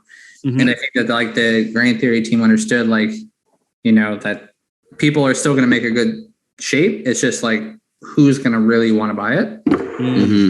And I still think it is the most awesome thing, to make it is. As like a player perspective, is your dream. It's a kendama player's dream, right? To make your own. Absolutely. Because every kendama is kind of like you were saying, Nick, where like, the GTs, like you have to grab that intricate little part with your thumb or like something like that, where like everybody has a weird little thing that we do that nobody else really does. So, like, for example, when I make my kendama, I'm like, well, I kind of like this, how this does this. So I'm just going to do this. And like for me, I'm lucky because I like spent all this time hand making them. So with every kendama I made, I like literally would tweak it myself and like, just, so like for me, it's a little easier to design a shape. I think just based on that. Yeah, that's the nice thing about being able to hand turn it. If everyone had that, that you know, I still don't have a raw Dama, dude. I gotta buy one. Yeah, well, I'm right here, bud. I want a Stodd raw Dama, dude. Stodd raw. There we go, raw, dude. Go lab on that, dude. Hit me up, you know. All right, straw Dama. I'll slide up in those DMs right behind Sloth real soon. Proceeds as long as let me call it the Strahd Rod Dama, dude. The Strahd Rod. Yeah. The Nick Rod mod. Nick Rod. That's what it is. This is the Nick Rod mod. Yeah. You heard it here first. 2023. Yeah. It's going down. Nick Rod mod. I'm serious. That's what's happening. It's happening. Yeah. I'm sliding your DMs real quick. Let's slide over to June. Departing from the Co. Now, were you there as the building was burning down, or did you jump shit before? Where are you, bastard? Yeah. Oh, okay. I'll tell you why I was there for the building burning down. You watched it fall. It's because I was floating on a pile of cash. No, I'm just kidding. No, okay. Because so at that time, I mean, things had gone to shit, and you know they put on redacted, and then at that point, Gurr left. There were some hands thrown. You know, like my boy, and then you know, Dira left. Whatever. This makes no sense to anyone who doesn't know what's going on. It was a bad fallout.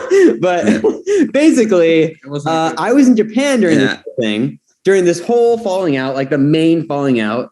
John Atkins in the hotel room the whole time, bitching because it's so hot there, and so he's like, he's just in the AC. Fuck that dude. Is that okay? I mean. No? Yeah, that's okay. I mean, cut that out.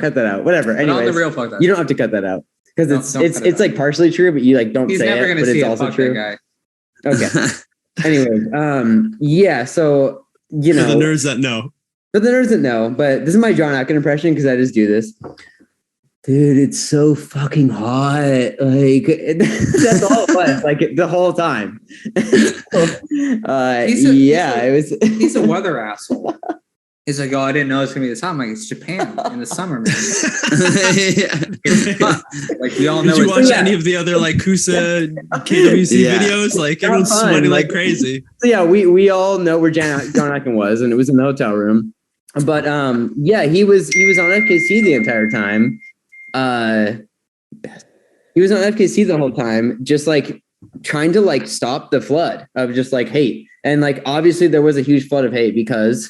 Redacted name, Co put on a pedophile onto the team, and then that person ended up being the business manager. Just to give context to people who are listening, I don't like to talk about it because it just sucks. Was he technically a pedophile, or was he like? We don't need to get super into it. It doesn't. We've talked about it a little bit on past Nerds episodes. You don't need to be technically a pedophile, okay? Like it was It was bad. It was bad. Yes. I'm not trying to tell her, you didn't deserve it. That's what I'm saying. Fam, it was bad. It's not a good look. That's for sure. Yeah, that's what it was. He was proven like he had a past conviction for like minor sexual assault. There you go. Yeah. That's the official Nic Stodd way. Nic Stodd report. Newscaster Nic Stodd. That's what I used to call him because he used to have like newscaster hair. Still do. I was gonna say it's looking pretty windy over there right now, but. I don't know if that's properly jumped today. It is. I just did it like 8 a.m. Stop. Okay. Anyways, yeah. So that whole shebang was going on. That shitstorm for while you were in Japan. While I was in Japan, and me and Caleb Jeffries were flown out there by the Co because everyone quit. So everyone quit, and so they offered to pay for me and Caleb's flight entirely, and Jacob Fisher's. Jacob, why did I say that? Jacob Fisher. Why is that so weird? Why does that feel so weird? It's like that Fisher clip. Jacob. Only the real ones will know of like him in the hallway of like the lunar Jacob, get away from your sister's door. Jacob. Yes. Fisher Jacob. He did. Oh man. He's like, Jacob, or what does he say? He's like, Jake, go to bed. Go to bed. Yeah, Mom's going to bed. Dad, you don't understand. I'll explain later. He's like 110 lunar flips in. Like, yeah. I'm about to win. Oh man. So it was but yeah, so that along with the Co also paying me like $400 to $500 cash, like I was like, I'm pretty good. I was in a pretty good spot, you know. They promoted me to pro, and they promoted Caleb to Origin team captain, pro Origin team captain. What does that mean? Wow. It's like the Dwight Schrute of the assistant to the assistant, fucking whatever it is. Perfect. And so, too perfect. Some things just like are meant to fall into place, you know. So yeah, like I did not agree with the values at that time. But I was persuaded by cash. Just kidding. No, I mean, I was already in Japan when the shitstorm was going down. And like, it was after that Caleb was like, yo, I'm leaving. And I was like, me being the Grom that I am, I'm like, I have hope. And I don't know, and then they just randomly posted, oh, we're liquidating. And I was like, okay, like obviously that's it. Like also liquidated your hope right after that match. I was there till the bitter end, and I don't know if that's something to be proud of or not. You know, they liquidated like right after that event, right? Like within 2 weeks after that. Yeah, event. they were like, wow. And they continued to liquidate for like a year or two afterwards. I remember it was like once every couple months they'd be like, "Oh, we have a box of Green Uzoras or some shit." Then it got real cringe because it was like, yeah, and it's just like, is the co really gone, or are they just going to be liquidating? Now you're just liquidating for fucking giving any respect. You know, it's like another 4 Ozora package. Like no one wanted the glow Shenzus. No, like yeah.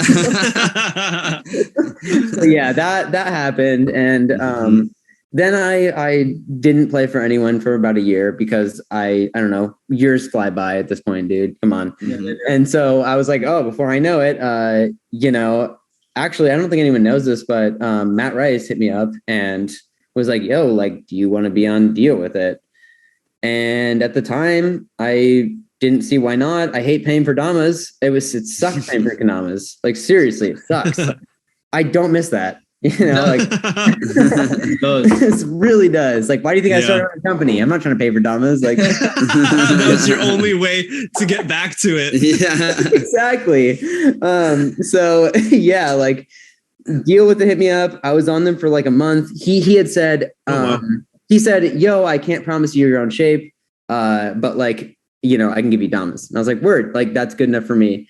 And then, you know, my old buddy Rod over here hit me up. And then somebody heard news of that and was having none of it. Oh, was that what happened to you? You heard No, and I actually didn't hear about it. I just like, we were talking about people who we wanted on the team. And it was just like, well, I was like, well, fucking June's not on a team. Why the fuck is June not on our team? What the fuck? So then I was like, then I learned of that. And then since Rice is on the Terra team, it was kind of like, hey, Rice, noticed June is hanging out over there. What's going on over there? Right. Can we transfer him over? Yeah. That was kind of like an awkward conflict of interest because it was like he is also on the pro team half-assed, but he's also like Terra. Yeah. And then I don't know what's going on. Like, can I be sponsored by both? I remember asking Smith. I was like, what if I was the first sponsor to just like have two sponsors? Like I'll wear a DWI shirt and have like a Terra Dama. Like, well, I mean, hey, that's Takuya. He's from Israel, and Takuya. But I mean, he's on that shit. It's Takuya. Yeah, what are you gonna do? Like, come on. Yeah. But yeah, at that time, I actually thought it was bullshit how he wasn't down. I was like, why not? You know, like, and to this day, I actually like. I think that does happen to a certain degree. You know, you'll see people have clothing sponsors.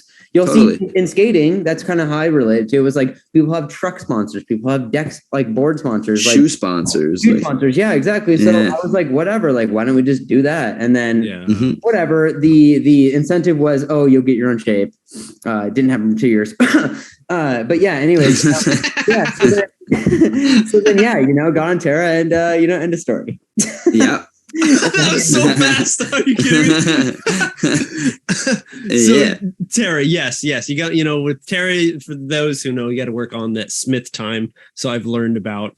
I think all of us have that. Okay, specific. I think all of us. No, I mean, yo, Rod, let's go. Get it, bro. Everybody has that to a degree. I'm definitely guilty of that myself. It's not Smith, it's MJ time, but you know, shit happens. You know, who knows exactly the specific details. But in any case, you went to Terra. which was pretty cool. Because there was once Ko the shit, by the way. fell apart. There was just like, what are these?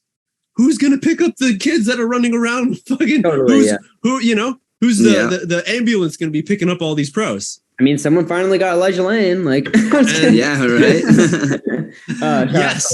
Yeah. Yes. No, Yes. as far as tarot goes, it was the perfect fit for me at the time because, like, at that time, like, that was a huge struggle year for me because just mentally throughout 2017 to like 2020, just struggled a lot mentally. And so, like, it's a lot of years, bro. It's a lot of years. Yeah. It sucked ass. And so for me, I was trying to figure out, I mean, as every young, like 20-year-old does, is trying to figure out what they're going to fucking do.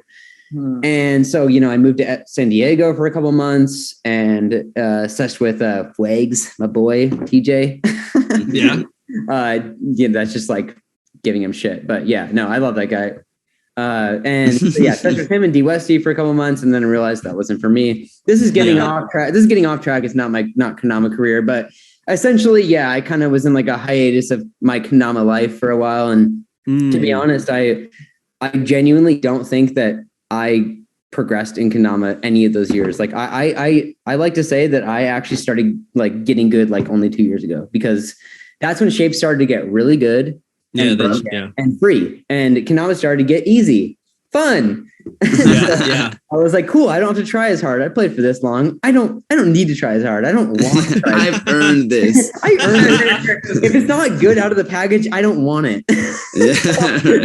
And so that's kind of what happened to me. I mean, like, so I don't want to like go too far into the future, because what I'm relating to is like I would play with 1-ups for like the last year, but at the end of my tarot career, once I got like the GFN, which I will officially state the meaning for anyone who's ever wondered. Let's hear.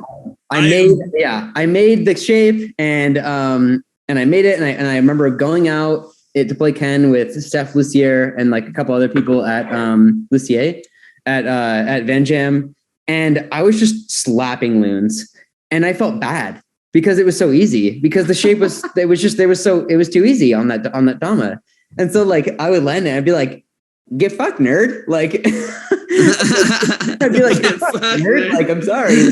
Like, and so I told that to Smith. I was like, Bill, like, I'm just kind of like shitting on kids because this shape's too, like, the lunars are too good. And like I've just been saying to everyone, like it's not my fault. Like, get fucked, nerd. And he was like, and he's like, GFN? Like, and I was like, wait, like, I know it's not like the most marketable, thing, but he's like, I mean, that might just be the name, And so that is what GFN is. It means get fucked nerd. So hell yeah. it's the shape shitting on kids in that moment. But little did I know is that was just the hand turn that was super good. And then you got it when you make a shape really account for the discrepancies in like China Damas. Yeah, it's a big thing. It's a huge thing. The difference between like hand turns and China Damas. And so like, like that was one kind of flaw that I made was, I mean, even though GFNs were good for lunar, I don't know. I also like, I'll attribute it to myself. Like my style changed over the years. And like, I just ended up not liking as slim of Damas over the next like year. Right. And I kind of wanted to make revisions to it. It kind of didn't come out fully how I wanted, hand turn versus China. And obviously we all know like making revisions on China Damas, like A, costs money, B, takes time. And it's coming from this new perspective. It doesn't work. Coming from this, it doesn't work because you don't know what's going to happen because they may fuck it up. So coming from this new perspective of kendama, of like making our own shape, I 100% like have a better kind of understanding of why that stuff was happening. Although I do know that it probably could have changed earlier than I would have liked, but hearsay, whatever. So can we figure this out right now with, Rod from the Terror Squad? What's happening with the shape? With the shape? The GFN, the Get Fuck Nerd. I mean, I don't know officially, but as far as I know, the stuff that's all made, it's on the site for sale right now. Will be the last of it until it goes out. Yeah. It's discontinued. So whatever has been made. And if you want to get a GFN, it's your last chance. I don't even know if they're sold out. Right. I think there's a few left for sure. Yeah. So that shape is said and done and is part of the past. So in my head, good riddance, only because I do think a lot of people liked it, which is correct, which is great. It's really great, which is like cool and great. No, it's really cool because I hated it after like not that long, right? And that was my bad. And that only happened because I was seshing an active kendama. During my year of like hiatus, I was playing. were they trying to get you? I know they pick up a lot of people. They try to get like Moti for a while. Moti. Yeah, no, definitely not. Like I was playing with I don't know if this is his last name, Jonathan Dumod, something like that. So that's probably his name. I don't know. Serial? No, active. No, active, on active. Okay. One of their pros had a mod, and I copped one because it had a slimmer feel to it, and I liked the slimmer Damas at the time, and I was playing with it for like the year that I was not year, but 6 months. The later 6 months that I was not sponsored, and I was landing bangers on it, and I really was vibing with it. And then I went to, I got a flight to Vancouver from the Terra guys, and they were like, "Yeah, we're going to finally make your shape." 2017, now 2020. And then, I get flown out and we start scheming on a shape. And then the shape was actually based off of the active kendama at the time, which is not the new shape, the older one, like the like last version.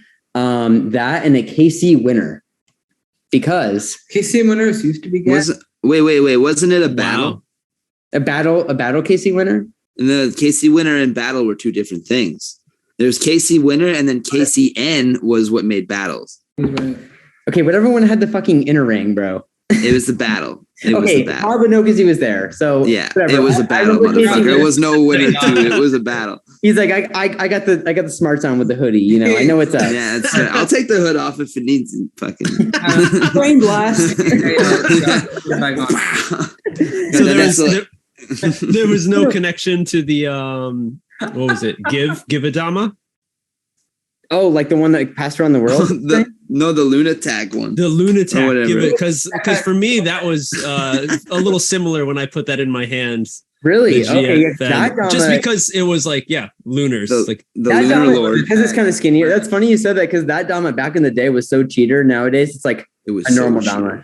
Yeah. Yeah, no, I definitely misspoke though. Rod's right. It was a battle. And the main like characteristic on that Ken was the inner ring, and the reason I wanted like a really smooth inner ring, only for the sake of for a lot. I cannot even put this into words. I just like the way that I feel about kendama is just like a really like wavy vibration. And Stodd's gonna hate the fact that I said that. Stay wavy vibration. Yeah, I cannot think of it like any just like flowy type of movement, any type of flowy transition, like any type of just like wavy vibration. Squelchy womps. Yeah. So yeah, that's kind of what the idea was. Is I just really wanted it to be like flowy. You know what I mean? You're gonna ride that Dama like a wave. Exactly, bud. With all that time you were hanging out with TJ, right? Oh, got him. I just got influence. Out here making waves. Yeah, so that's what happened with Terra, and that was fun while it lasted. And I was on the team with one of my best friends in the entire world. Yeah, that's cool. And other than that, I mean, I love the team. I'll never stop loving that team. Like there's some great people on that team. Angel. Team X Angel. Yeah. No, I'm happy that that Terra picked up other people, because possibly, I'm not sure, from my perspective, I don't know, you Rod, what you think. It felt like there was more passion put into it, a little more, to make stuff happen. More product was coming out. It wasn't only hand turn stuff. They started making stuff for everyone to get their hands on. So it was really cool to see that change, that shift. Yeah, I get a little carried away, like when I'm talking, but essentially what I meant to say in the beginning was it was a perfect fit for me at that time, because I was taking a hiatus kind of on Dama, and they were way more of like a chill squad to be on. Yes. So that was really fitting to me at that time. And then that's always kind of what they have been. It's just really like the homies, really chill. And that's what I love about the Terror Squad. The fucking chillers. Yeah. Right. Yeah. Anyone who's been to Van Jam understands the Van Jam feels. Yeah. And it kind of evolved into, I don't know if it was quarantine. I don't know if it was depression. Let's go. It was like something made me really just want to like kick it into overdrive. And I was looking for something to just like make me motivated every day. Just make me just want to push forward in my life and just progress. Right. And so I, of course, went back to kendama, and I filmed a kendama fall in like 2020 of December. And that was like the like kind of like the relaunch of like me playing kendama like every day, like just crazy amounts. And so ever since then, I don't know, I've just kind of been going ham. and then so the vibe kind of changed into like, okay, like I'm on this chill Slack team of like kind of more like I need more to happen, and I need to. Now I've realized that like I need to do it because I'm that's my mindset, right? And obviously that's why I have this guy next to me, is because he's a very motivated individual. And so like combining powers, right? Fusion shape. No, just kidding. Fusion shape. That 100%. All these things, like we've been talking about the origin story, like bringing it back. All these things tie into what's happening now. And like from the clack, from the seed decay, along the whole way, from the from ET, from the whatever, like, and then randomly just having my own little spurts of just like motivation. I just like, I've always thought on every team I've ever been on, like there's a lack of something, right? And like it may, whether it may be like apparel, whether it may be like accessories, whether it may be like, I mean, I got pages, of ideas, and obviously like I want that to work out. I won't pretend like money's not an issue in all those senses, but if we want to grow, to do something more, of course. And but the ideas, they're endless. And so that is like one thing that I realized that I need to be self-sufficient to be able to do, because I have my own agenda, and like I'm kind of on my own time now, and that feels really great to just like have my own schedule and motivation for my own self, right? And then also about being able to contribute to kendama. So this is kind of like a segue, if you will. Yeah. Before we jump into that segue, there's a few more things I'd like to hear from Stodd. So let's go. Take a little hook back. Jump back in time.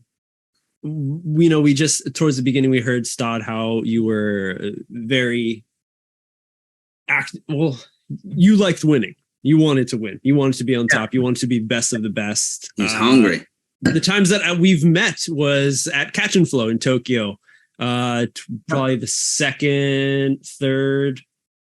I felt so many different things in the room of the event when it was happening. When finals were going down. I think, what was it? The one I remember right now. No, year two, you and Bonds.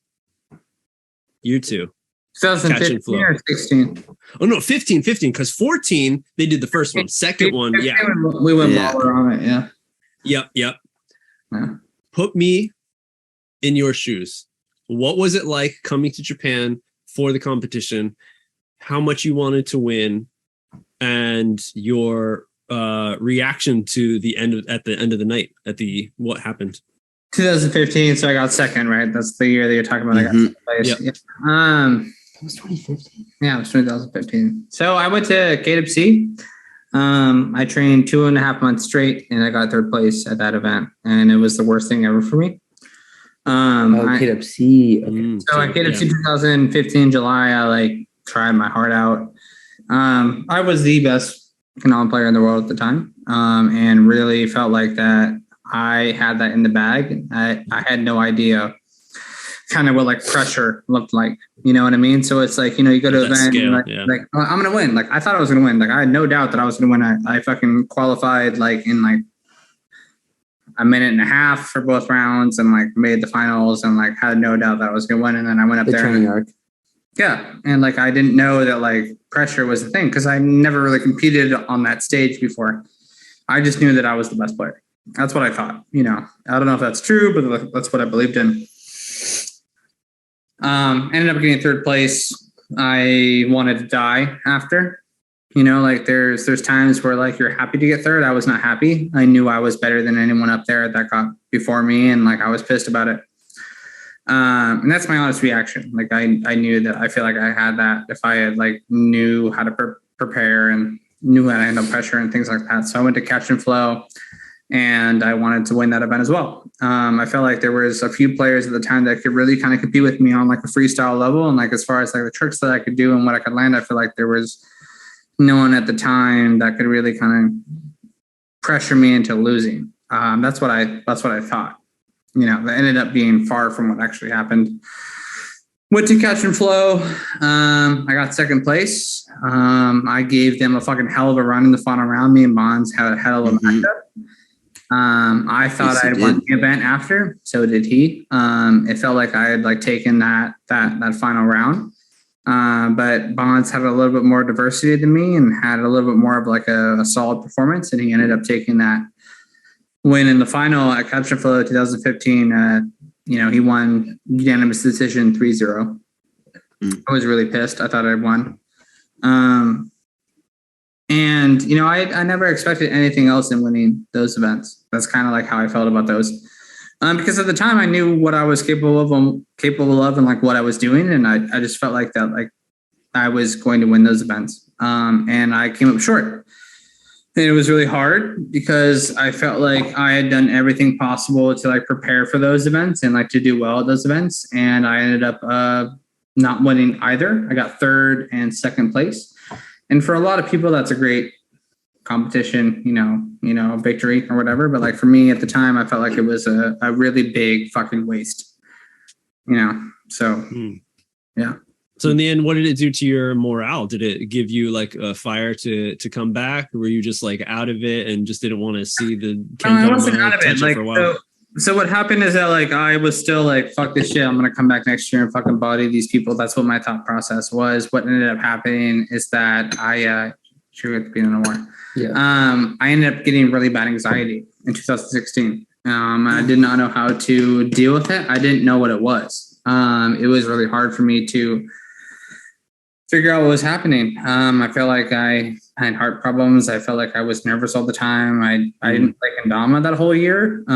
It was really weird for me because I was used to playing all this kendama in 2015. And then the next year I ran into like health issues. I had to go to the doctor. I got diagnosed with a heart problem. You know, it was really hard for me to. He has an extra electrical circuit in his heart. So I have a WW, which is an extra electrical heart kind of stimulant. And I cannot do certain things or certain drugs for the rest of my life. And like, it was found out that like I have like a heart problem and I could not like really compete and like not have anxiety essentially. And so that's kind of the point where I was like, I can't really go for this fully like I would like to. And like a really challenging thing for me. So then I was like, you know what, like what I've always been good at is landing tricks. Filming. You know, I've never been a comp guy. I will never claim to be a competition guy. I never was. I did pretty good at a few competitions that were really big, but like I've always been like a film guy. And I think that a lot of people that really follow me and understand where and how I play, like they know that I'm a film dude. And I've always been able to land like really good tricks on camera. And so I just decided to try to like embrace that and like go forward with it. And that's where my strong suit is. That's how I thrive, you know, it's like doing things that I think that it's hard for me or that other players can't do. And like, that's always been what I've done. Like the best things that I've done in kendama have always been videos. 2 over. And that's how I feel, you know? Yeah, no, that's actually like looking back on it, you know, it's really cool that you were able to kind of find a path, kind of force you to find your path of acknowledging what you progress at and what you should kind of, I guess, focus on, what's better for you. Because everyone has their own ways of painting on the canvas, if you will. Everyone has their own materials that they like to use. Some excel at some things than others. So we're all not the same to try to be like, the comp people. Because, you know, when you go to the comps, you see those people who not get lucky, but in a sense, get lucky. You know, I really noticed that within kendama after the first few World Cups. It's like, you know, everyone was expecting Bonds to win the second one or place like really high, and you know he didn't. And it's like, wow, expected me to win the 2015. Like that was consensus. He got first in qualifying. And I was hitting really high runs, and like I practiced for 2.5 months with this dude. Like we practiced together, and like we were hitting massive runs. Yeah. And you still come up short. And you know, fun fact, that year I actually was one spot under the qualifying. So like I was the exact qualifying, there's my name right under the line. That hurt more than you can even imagine, because I didn't even get a shot, you know. And at that point, me and this guy had been playing for 3-4 months, 8 hours. I'm not kidding, like 8 hours a day. He would come over to my house and we would practice KWC runs, and like he was hitting 1600s and like I was hitting like 1400s like consistently. And like we were like, yo, like we think we could hit some good runs. And you know, we go to we're practicing with Wyatt for a little bit, but he lived farther away, so it was kind of harder too. But so me and Chris lived really close, so we would super close. He'd bike on over to my house. Yeah, I'd bike to his house and we would practice these events in the middle of the day. And it was like, you know, we would always practice together, and like we were super prepared and ready, and we felt like we were ready to go over and like really kind of like win this competition. And then we get over to Japan, and we're in like the hostel, or the Kendama hotel in Hiroshima. One of the Motanashi. One of the most beautiful. Beautiful before you guys got kicked out. Yeah, because Willie P put a hole in the wall of his skateboard. Was it Willie P? I think it was one of those. I heard it Willie P. I heard it was the Roots guys, and I got blamed. It was the Roots guys, but it was Willie P's skateboard. It was Willie P's skateboard. And I got blamed for it. I bet you did. Makes sense. I know I did. That place was great because like you could like crawl from like balcony to balcony, you know, and so like you could go on the back end like crawling from balcony to balcony. But yeah, so I remember we were there, and this is 1 year after it even. Well, did it start in 2014, right? KWC started 14. Yeah. Yes. 14. Okay, yeah. So it was 2015. It was 1 year after it started, right? Bonds won, and me, Wyatt, and Stodd are there, and like people are coming up to us like, "Yo, like I gotta plan out my run. Yo, like what are you doing for your run? Like we gotta plan out our runs." And we're like, "We've had runs planned for like months. Like what are you talking about?" Like, and so I remember, I'll never forget. We were all like, "Yo, come here," and we all like got in a huddle, and we all were like, "Yo, we are the most prepared here. Like no one has runs prepared at all." And like we're like, dude, this is we have a total shot at this. This is fucking insane. No one had fucking cared at that point. No, people didn't know that it was a big deal, you know, and we except for us. And so it honestly, to this day, I still say it was gonna be one of the three of us. It was gonna be me, Wyatt, or Stodd. Yeah. It didn't matter who. We all had the runs prepared. We thought we were going to go 1, 2, 3 for a second. And we kind of looked. We almost did. If I would have qualified, maybe I would have, you know, but I was. should have been like, man, too bad I wasn't a Canadian boy. He would have been, you know, right next to Rod. For the wild cards. It's hard, dude. Like when you get there, it's like. I hate Canadians. Every year, they goddamn motherfucking wild card, baby. Piece of shits.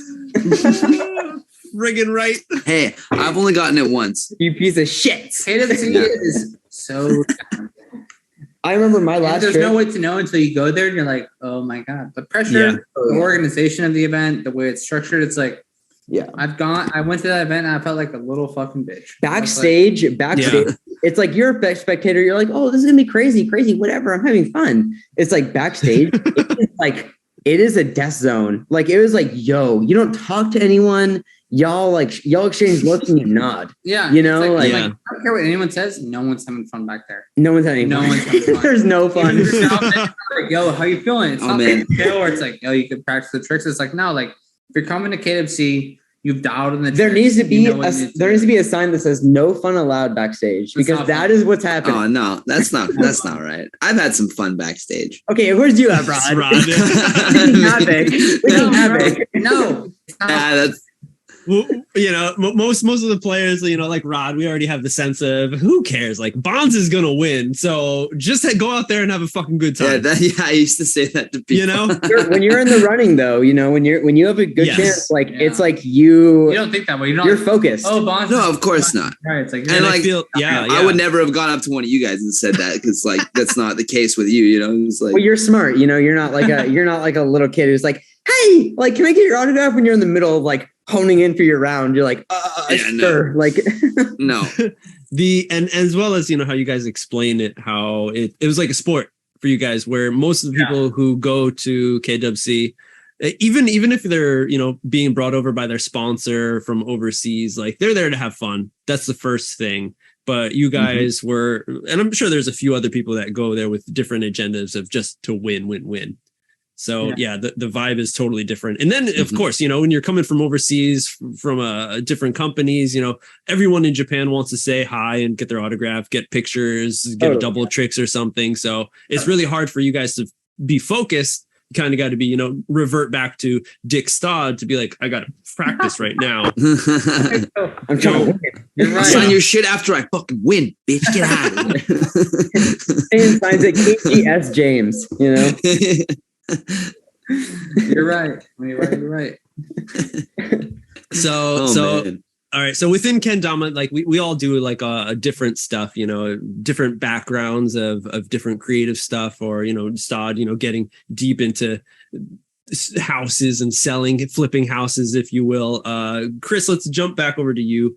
Art. There's one thing that I didn't know. So many people like do lots of different things. Again, I said, but art is one thing that I was really surprised, to find in your Instagram feed, you posting different types of art and with a good amount of skill and quality to it. So where did that come from? How long have you been creative with your art?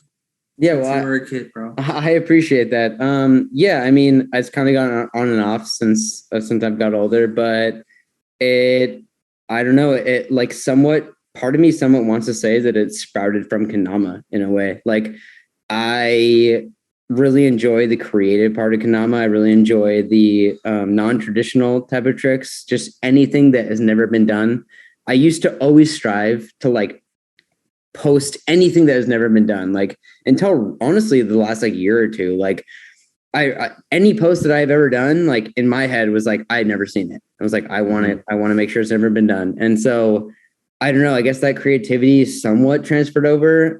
I had this huge like art boner for like 5 years, 6 years. Like when I was in high school, I used to just like doodle a bunch, like with my friends and like in class. Like I've never been a school guy. I don't click with it at all. I hate it. I always have. I've cheated throughout all of school. I need to get through it. I'm like, I don't fucking care about this because I have one goal. It's either to land tricks or to make cool shit. And like, that's just not where my brain works. Like I am more suited in, I don't know, that's just kind of what it is. Right. And so me and my friend, we used to like make it. This is like a little like tidbit, but I used to like make a little drawing and then like I'd pass it to him. He'd like add on to it. We would just kind of add on to things. And I guess like that creativity just kind of grew into having multiple influences on like Instagram and seeing like many different artists. And like, I just love the concept of creating something that's never into reality just through your own mind and your own hand. And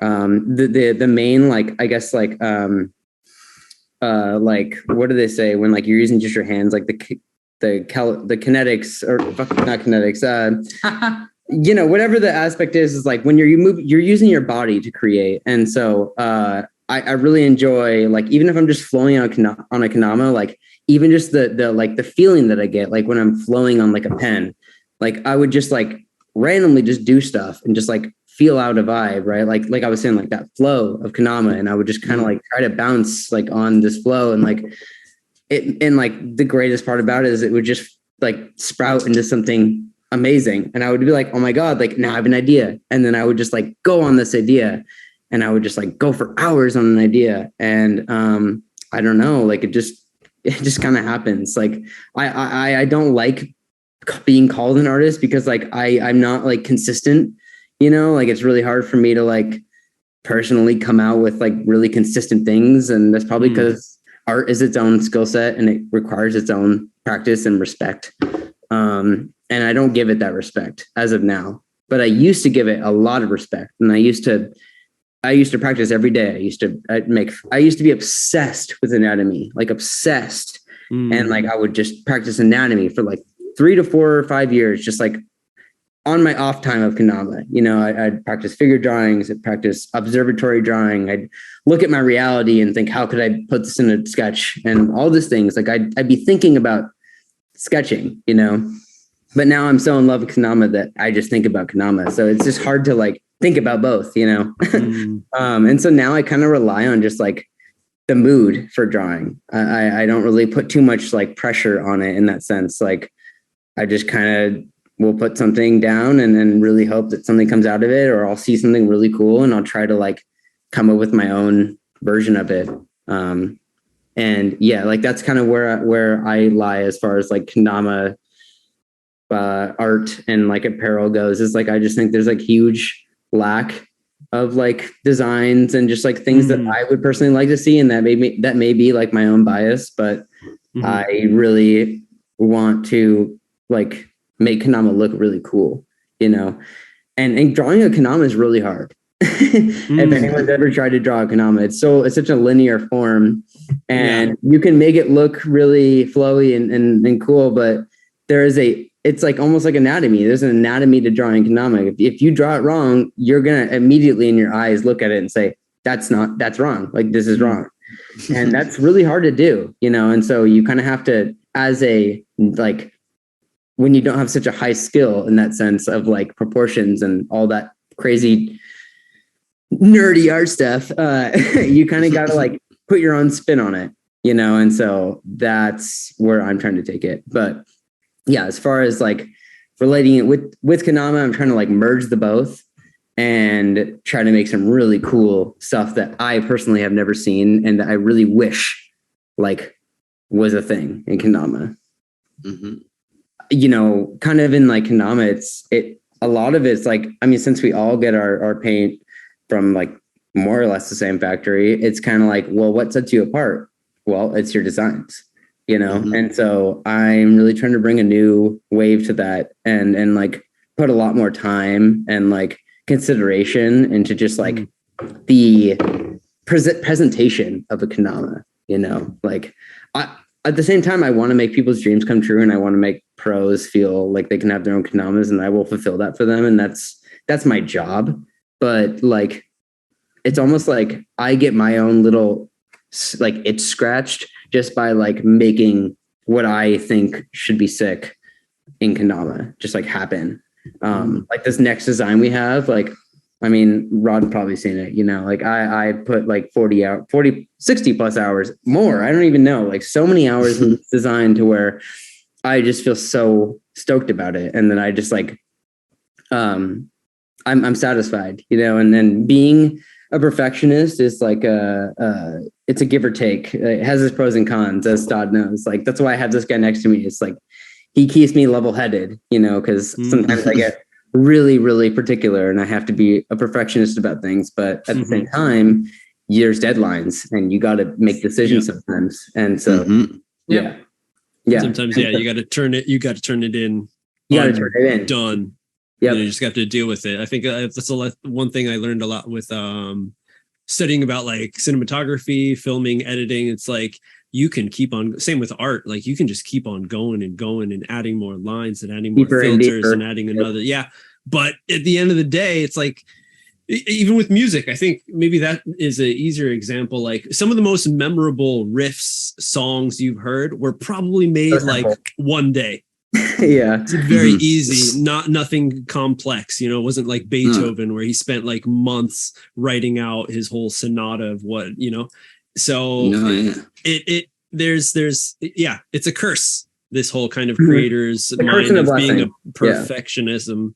Yeah, but it's I'd rather have that though. I'd rather have that than not be the way that I am, because I don't want to settle for something that I'm not proud of or I hate. Like But yeah, there are times in which Stodd's like, we just gotta make a move though. And I'm like, okay, like I need that to ground me. And so I couldn't do what I'm doing without him, honestly, because I wouldn't be anywhere. I would just be, truly. And so, yeah, it's really like, to answer your question, it's whatever I can pick out of the fucking brain to come in the moment. And I do, for me, it's like, it really sucks because it's like, both of them are so hard and like I really want to be good at both, but you really got to pick and choose what you're good at. And like I still have a dream of just being amazing at kendama because I love the feeling of being so good at kendama. I love the feeling of high level play. Like it feels so good. And like it's so much more satisfying to me than art at this time.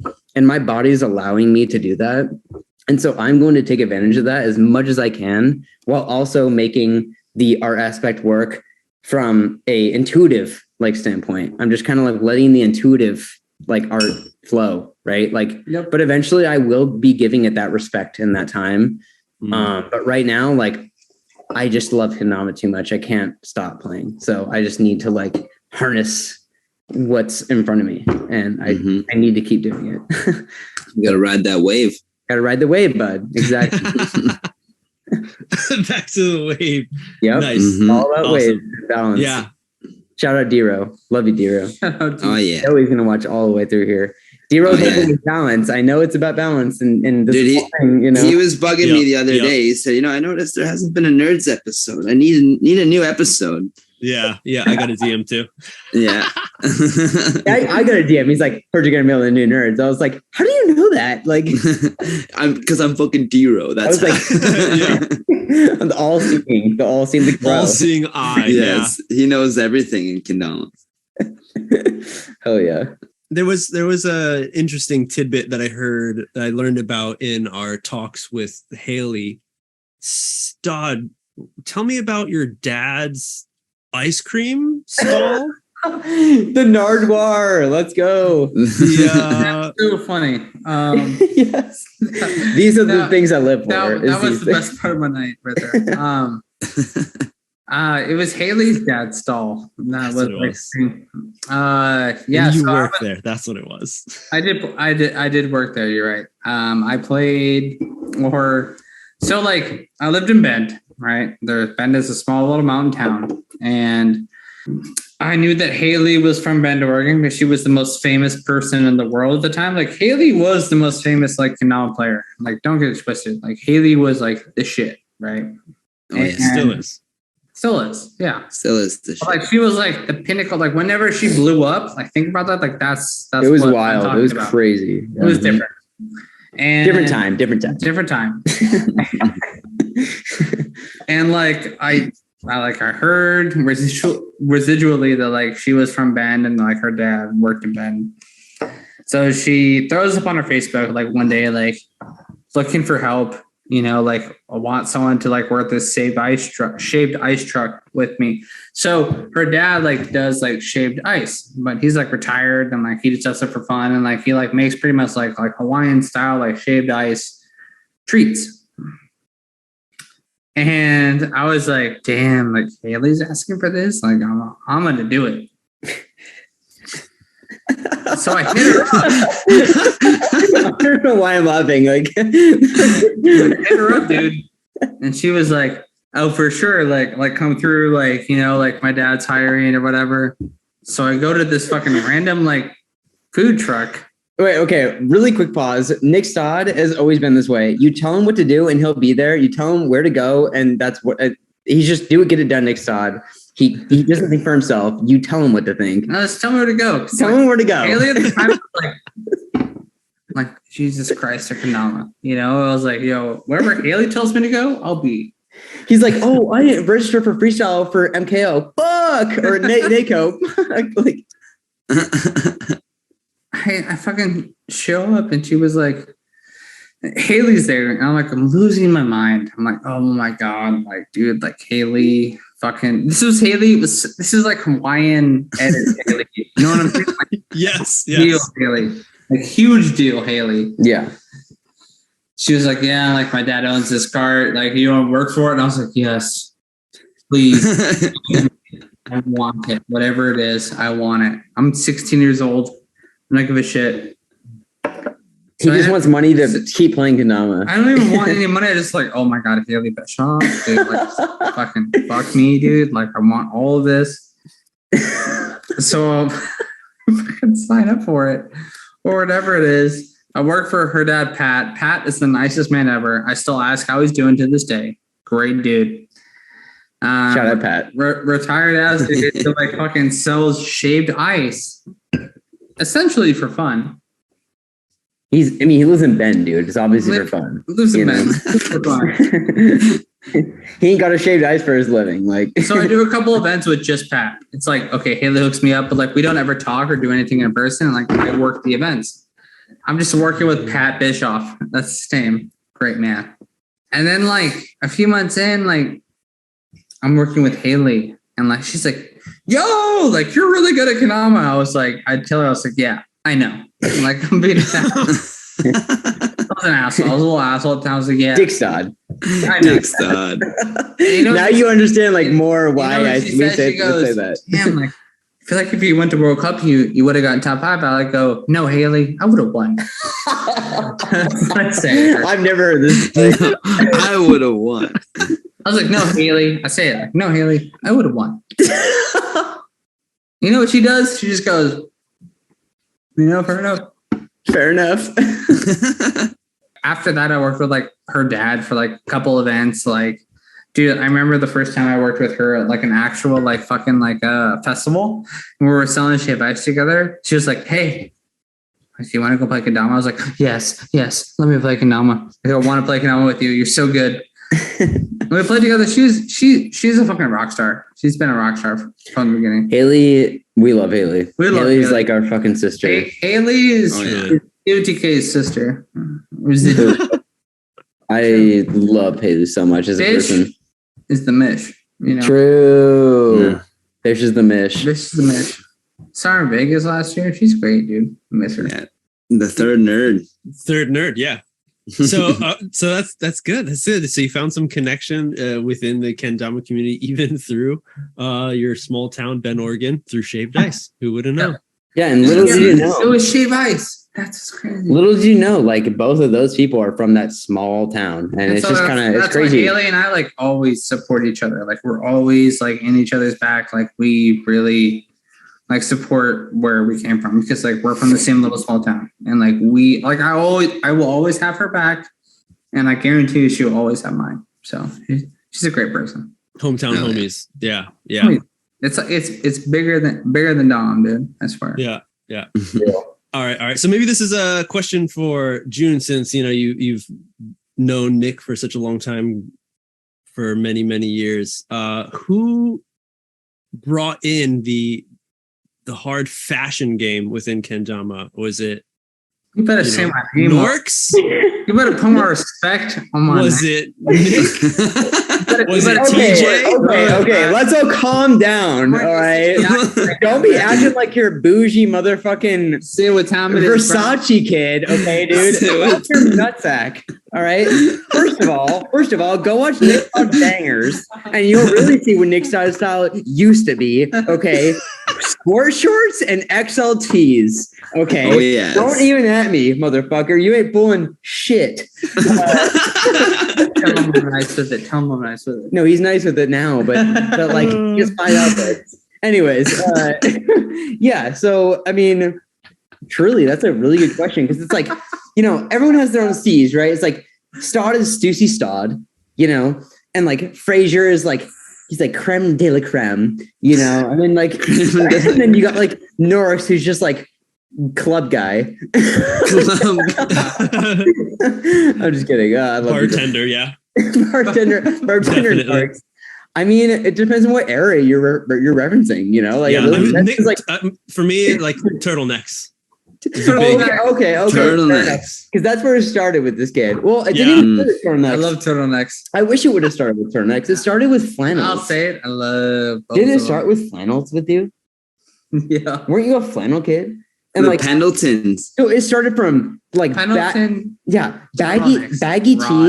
baggy tees and sport shorts to flannels, Pendleton flannels, and then it went to like, I don't know, like Stodd just spending too much money on clothes that didn't match for like years, and then randomly he got a girlfriend who's now his fiance who really showed him how to shop. And now if he doesn't spend a G in the store, it's not a good day, you know. It wasn't a good day for you, like. So yeah, that's the best way I can answer your question, because that's my progression, right? That's I will always remember. I will always remember Bangers Nic Stodd. Go look at that edit. Bangers Nic Stodd. You will see the real Nic Stodd in those edits. That's really me. That's really tease to the knees. That's the real Nic Stodd. You don't want to see there have been some questionable fashion statements that we've seen in the past. I think it was 1 year, or possibly the first NAKO when it was official, where there's videos where, you know, going back to the hometown homegirl, Bish, you borrowed possibly a top of hers or something. They traded shirts. That was actually in 2019, low key. Yeah, 2019. Dude, Haley was looking really fine in that, so like, I had to take it. He had to take it. Yeah, he's like, yo, I like that top. She's like, I like you, and you look better in this. I was like, Bish, you're looking good. I need some of that. There is notoriously, it's kind of she knows the story. It's kind of a Stoddism at this point. It's every year Nic Stodd wears undersized clothing and NAKO. This year it was not even undersized, but it was more like it was more Godfather-esque. It was like you and your godfather, for lack of a better name, Stoddfather. Yeah, Stoddfather. Bottom, and it was the unbuttoned, you know, textured tee grind. I would say so. That is a new level of swag. But I would say Dama wanted to wear it. The chest hair has grown. I did. It looks comfy. The chest hair has grown from one chest hair to like 6. You know they're growing in for sure. But we're really going strong now. You're welcome. A couple more years, it'll look like a Canadian forest on your fucking chest. A couple more years, he's gonna be wearing a leopard print jacket. He's gonna have a slicked back mullet with like a chain down to his cock. Honestly, and no shirt. Oh, zero. Well, no shirt, but you know, obviously leopard print like jacket. You got to have. What I've learned at this past NAKO is if you don't have a furry printed jacket, then you're not sleeping. You're not on top. Like no, it's for the furry. No. It's for the furries. You got to have something. You got to be literally. So Stodd used to bring his Stoddfather jacket, which was like his grandfather's jacket. It was like coat. He still has it. He's going to get it. It was like this like wool jacket that had these fluffy sides. You can see it in many edits. And every night that he would get drunk, as a minor, sorry, we can disclose that now. He would wear his jacket, and we were like, "Oh wow, okay." Like he's putting the jacket on. We all know how many beers Stodd has had. The drinking jacket. I thought he was drinking wine. That was the signal. Yeah, that's the signal. Exactly. Like he's 4 beers deep. That's 100% like when the jacket comes out, you know? And if you go watch, little quick tidbit for all the nerds that are watching 3 hours in, 2.5 hours in, nerds. You know, if you have tried to go watch CUTK session videos in the past, we have notoriously left out a couple episodes. And those episodes were clearly I'm bad at numbers, but it was like 5 and 6. And those 2 sessions consisted of lots of underage drinking.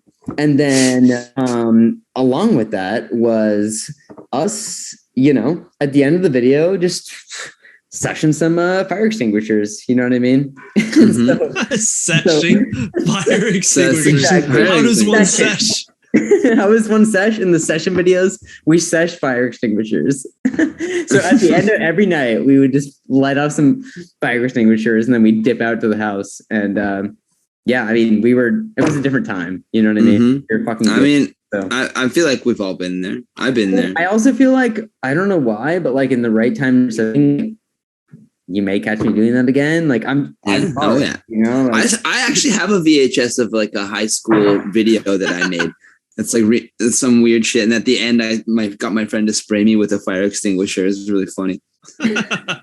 But man, so is Stodd almost back? I have a question for Stodd. I got a little. Where'd he go? Are you right there? His jacket. Okay, because so you're getting the jacket on. So I couldn't help but notice because his floor is really slick, and we fall many times on this floor. Literally, his chairs are super slick, and he literally just fell off the floor. He polishes his floor so they're like you can like slide like a million miles on these things. Oh damn! So that's sketch. He fucking fell. Must ledge it all up. That's good. All right, so we were talking about this jacket, this 4-beer jacket. I mean, I couldn't help but notice that you weren't wearing it at Van Jam, and the year that you slept in the shop. What is this? Do you remember what happened that year? I'm not surprised. I got a couple good pictures actually. I don't remember anything from the event, dude. I remember the last picture of Stodd taken that year was him sleeping on the floor with a napkin under his mouth. Yeah, we had to catch the drool. Yeah, exactly. Yeah, that was a good one. But do you remember in the morning getting up and trying to leave the shop and hitting the garage door? I do remember that. And so the only way to get out was a big garage door, like a big bay door, and he pushed the button, but it was locked, and it just ripped the fucking machine right off of the door. Oh, just right the door. And because it's dark in there, and it's like an enclosed like basement thing, no windows, so it was just dark. Yeah, and Stodd just wanted to go because it was Stodd, you know. Yeah, that was a bad look for me. I remember that was. I mean, it could have happened. How dare you, Rod? How dare you? I thought of the story. It was a good story. We're starting a new company. How dare you? Yeah. Well, messed up, bro. It's okay. This is the old terrace shop. That's not even our door anymore. That was not a good experience. We're professional now. He didn't just fall in his chair. It's all good. Well, we could just use that story to segue into. So what's up with this 365 kendama, guys? Yes. Let's go right into that. So it was a big surprise, I think, for many people to see you guys come together. First, the big surprise was to see both of you leave your respective companies and your positions as pro players, and to see to just ponder what would happen. Personally, Stodd, there was a lack of, not so much activity on your end for a while. GT released the Legacy mod towards the end with the koi fish on there. So it's like, okay, maybe there's a resurgence happening. But then, if anyone follows, you do share a lot of your personal life, your working career, having a fiance now, congratulations on that, moving, doing stuff. And as I think many people all the old heads and people who are, I guess, not in high school, we understand that, shit happens. Well, life happens, takes you in different paths. So personally, I was expecting, to say adieu to Stodd in the kendama game. And, you specifically mentioned, this isn't the end for kendama. So, we see, Keith Methemura every once in a while post, or, he still picks it up, of course, still has plenty of kendamas to jam. But it was, a surprise to see 365. It was just a single post. At the beginning, everyone was just trying to figure out, what is this about? 365, yearly kendamas, one every day. Who knows what's going to happen? So how do you two guys come together? Did you decide to leave at the same time? Did you try to think of, can we do this? Can we be Matt Rice and just have like multiple feet and multiple doors? Yeah. That's a great question. So I guess like initially me and June have been talking since November or December 2020, right? And no, 2021. Yeah, I guess, yeah. A year later. I was doing my own thing from, a while back. I was like, I want to make my own company. I want to do my own thing. And like, it's hard like to do it by yourself. I was always planning on leaving the company that I was at now to make like something better. And like, I wanted to like pursue my own thing. And I was prepared to do that by myself. And I think that's where June kind of like came in. He was like, yeah, like, I have the skills that you don't have. Like June and I are very complementary, right? Where it's like, like I'm very good at like the analytical business side of this business, and like he's really good at the creative side. And there is like a big difference. It's like, June is like really good at the shit that I'm not good at. But before that, I was like, I'm going to leave my company. I'm going to do this. I'm going to do it by myself. That was kind of like the thought process. I was like, I'm going to create this by myself. I'm going to do it by myself. And like, I didn't really know what to slow down there, Skip. Pretty much also what happened was that you were doing the real estate thing and you were like, like I'm doing this thing. I want this to be me. And then like, obviously real estate's a really hard industry and like really rigorous and like, it sucks.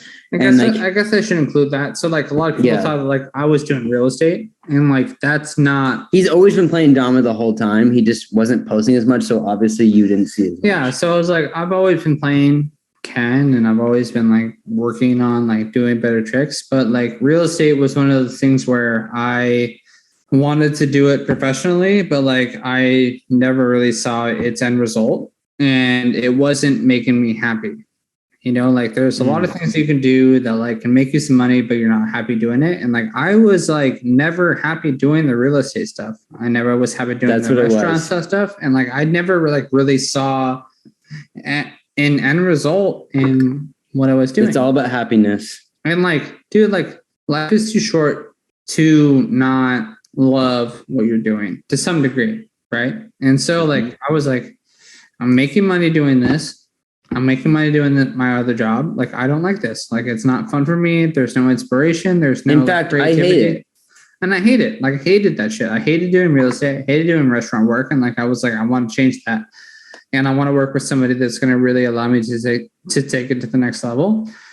And so I decided to start my own company. And then Chris heard about the fact that I wanted to do my own company, and alongside that, I had for the better part of a year also had thought about, even when we were living together in 2020, like I had thought about starting my own company. I had thought about starting my own hand turn company. Kind of wanted to like get myself going on like some hand turns while I was on Terra. Kind of like it almost felt like a okay excuse to like be doing both. Cause I was like, okay, well, I'm not sponsored by someone else, but I'm also like making my own money somehow, And so I kind of was like looking into that route. I saw like a lack of the market on like inlays, like epoxy inlays. And I was like, maybe I want to get started on that type of thing. I still do. That's still going to happen. Epoxy inlays / grip kendama type of things. Like, that is one thing that we want to bring to the community as well, alongside a bed of other ideas. But that is a huge other one as well. As far as like the main core concept of the starting of the company, which was to put this on a platform to like just kind of like have collections and show them, like bring them up as artists. Right. That was the initial idea, was like 100%. Stodd had that idea and he was like, yo, I want to make a company and I want to put artists on a platform. And this is what I'm going to do. I'm going to make high-end products and I'm going to outsource high-end artists and like have them make whatever they want, prints, kendamas type of thing, and have that be their own little like collection to uplift them. And so I was really interested in that. And like I said, like I was trying to do my own thing at that time, and it just kind of made the most sense. I was like, why are we getting to do our own things? Like when we are friends and we hang out all the time, like, let's just like do something together. Like, why the fuck not? Yeah. And even though that was the idea at the time, it slowly turned into something completely different, because it's like, that's just kind of what happens. It's like, that's the idea. And like, although we still would like to do that, unfortunately, like that's not the best way to start off, especially like in this like niche community who, like, as we all know, does not have like a lot of money. Yeah. And so like, although we ideally like initially wanted to be like a high-end brand, it's kind of like, it's a lot harder of an industry to be successful in. And I think we may end up being like a hybrid, like we may have like two sectors, because we want to have everything for everyone. We want to be able to have everything so that like people that like don't have a lot of money and are on a budget can like afford our kendamas, but at the same time also want high quality kendamas. So we want to be able to account to both of those people. Which a lot of the companies are doing now. You know, you look at Kusa with their craft. Craft, and then Soul with their Shibuyas. Yeah, totally. Right now. Yep. Yeah. And so that is kind of the idea, except almost in another avenue of not just kendama though. Like I said, like we want to uplift artists, and like we really like this is the ideal goal, right? Is like we want to uplift artists, and we also want to like create like really like high-end custom apparel, kind of like almost like Find Your Wings type of stuff.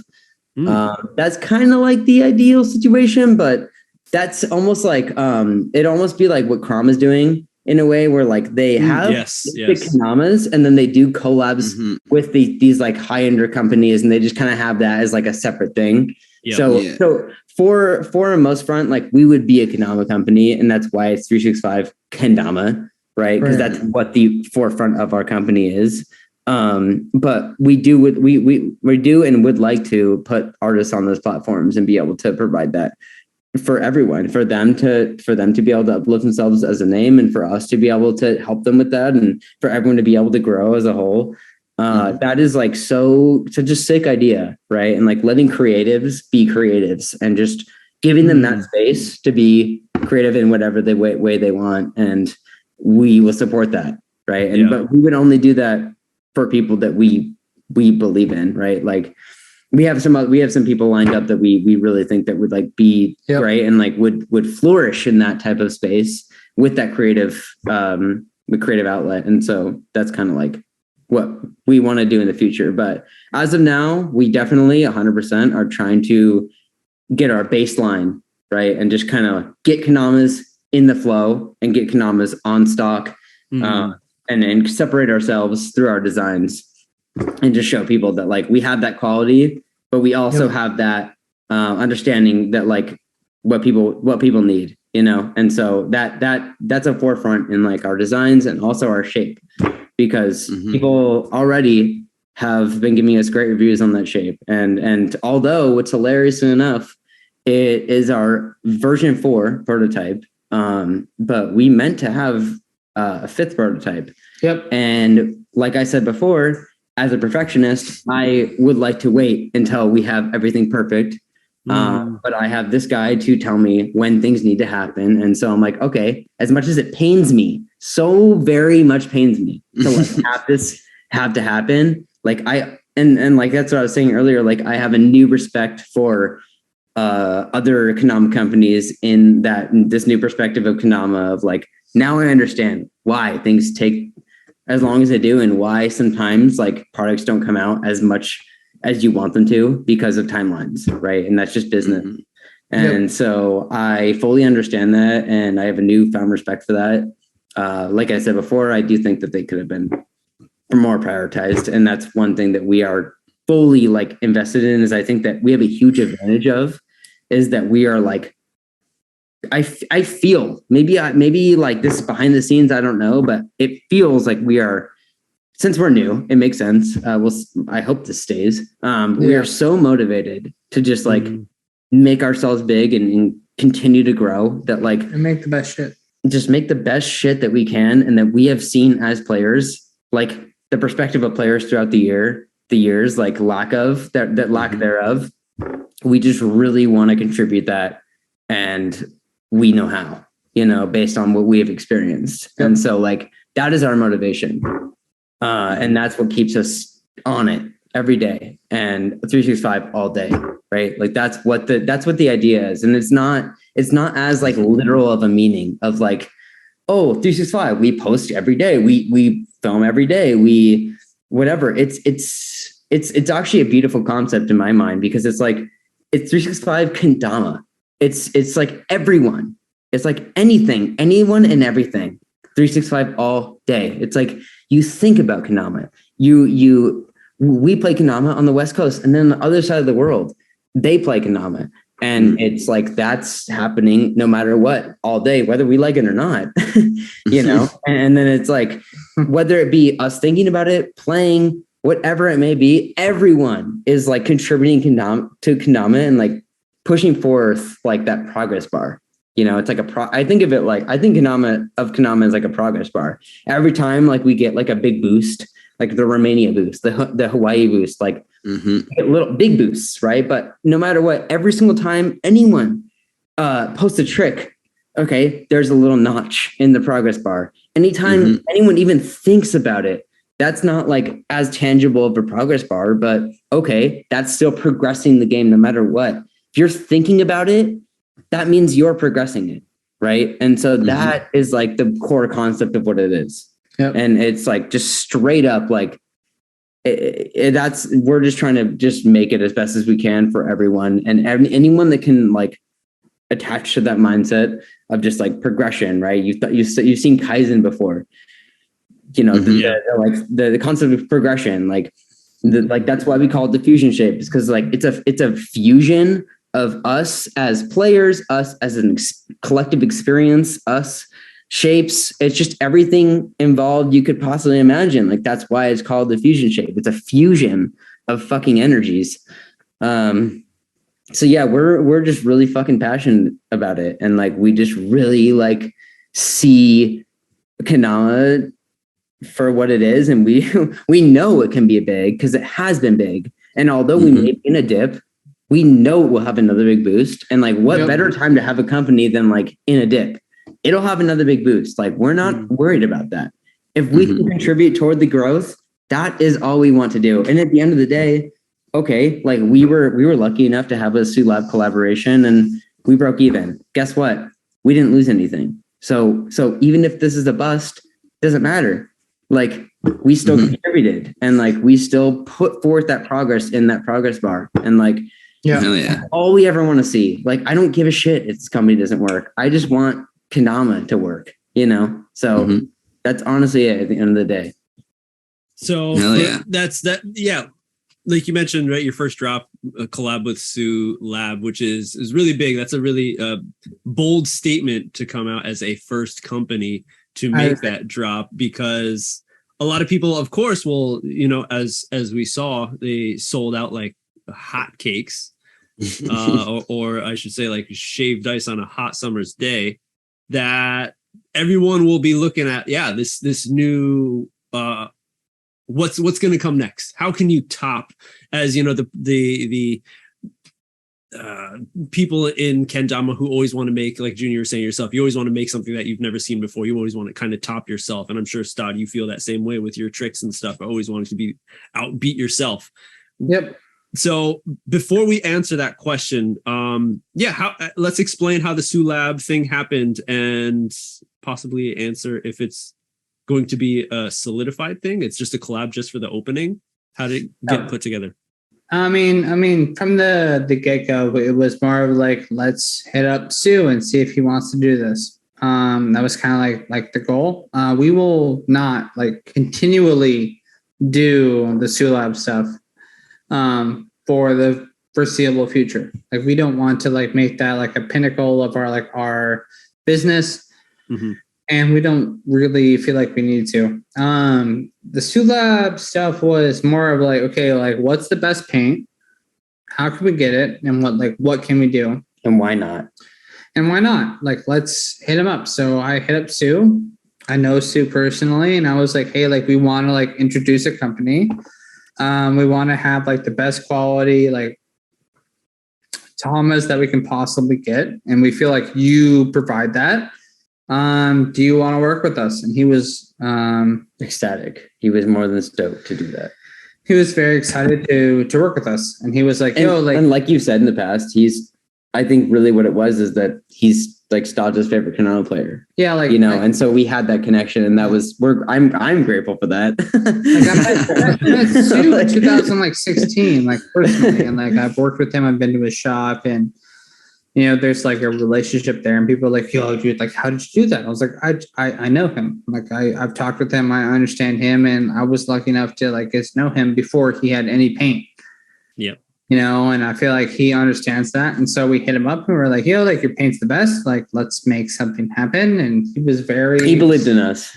He was very reciprocal, and he believed in what we were doing, and he like was wanting to work with us, and it was really cool to like kind of work on a project where we designed all of our Kens, like, or all of our Tamas, like we designed Kens and Tamas, yeah. We designed everything, and he was kind of like, cool, I can do that, and I'll make this for you, but like we designed all of it, and it was a really cool experience to work with him. So now the shape was that made at the factory here in Japan? That was the Kens? That was our shape that was prototyped 4 times over here in the US. So we tried to, because as much as it's weird to say this, like all of the kendama shapes are made in one place for the most part. Like Honroy makes all of our kendamas for the most part. And so like we decided to try to make a new shape, and they were really understanding of what we were trying to do. And we made, I feel like, a very good shape, for the first run. Well, not the first run, but the 4th run. First run of our release. Right. Like we did 4 prototypes. First public, yeah. Got to that point. And that's where that like difficulty comes in of what we were talking about earlier with Rod, is like, if we were to have a hand turner or to be hand turning, we wouldn't need to pay for multiple prototypes, right? So exactly, it was a hefty dollar, on making 4 prototypes. So be happy, people. Dude, no, yeah, I think they are. I don't hear any complaints. Yeah, so and that's the crazy thing to me is like I am such a perfectionist, and I'm like, this shit's garbage. Like, if kendama is like not good for every trick, I hate it. And so like, he does hate it. I'm like, it's bad.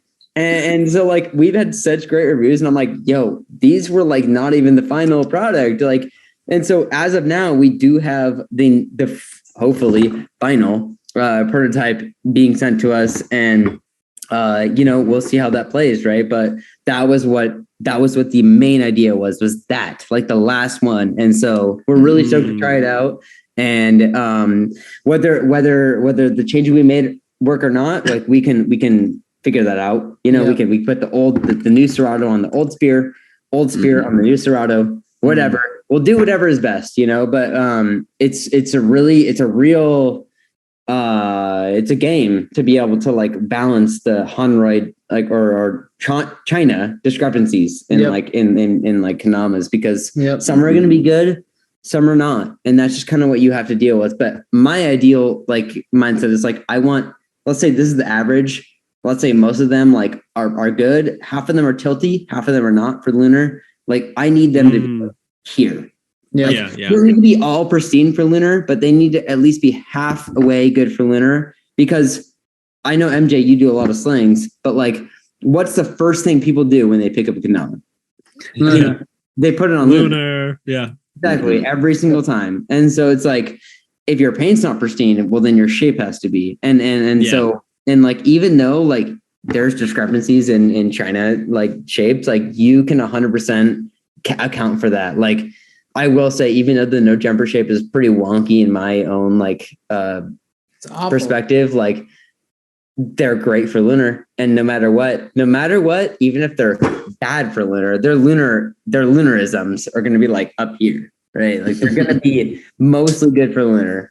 And then it's also skinny. So what do you know? Like fucking, even though like, how cups, like you push them down super hard, and then it's like good for lunar. Well, it's they're still going to stay on. So just like boost them up like an inch, they'll still stay on. And now it's good for sling, Exactly. So it's like, I don't know. Like, I think that's a good shape in my own like opinion, because it's like, well, they're mostly good for lunar. I mean, I was doing like easy, like forward flip, like double lunars. And like, that's how like a Dama is good. It's like, if it's doing forward lunar flips, like I remember like, MKO like 2017 like or 2018 even, like every single Sweets comp has lunar tricks, for the most part, because all their paint's great. Every single Sweets are gonna have good paint. And so all their players are gonna be able to do like lunar tricks. And so all their tricks consisted of like a forward,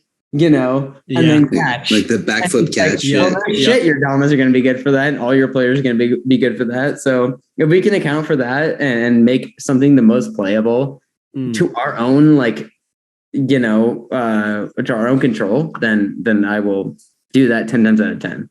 So the Tamas were produced over here in Japan, Sulab. You got the friction clear. This is the And then Vader. the Kens were all produced in Hundui in China. Yep, correct. Yeah? Okay. Correct. That is public knowledge. We're not trying to hide that.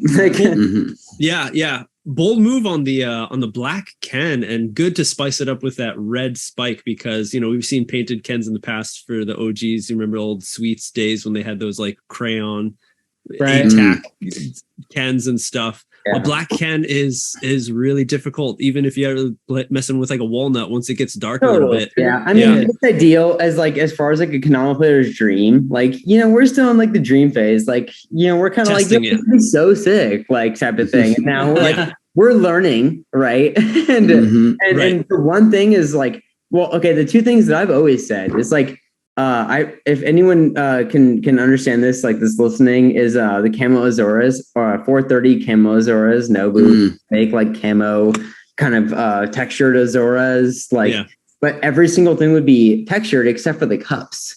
And so I've always been a proprietor of like, do whatever you want to like the Ken, but don't mess with the cups. Like I'm okay with like some slick stalls, like whatever, but like if you're fucking with my lunars, like you're done.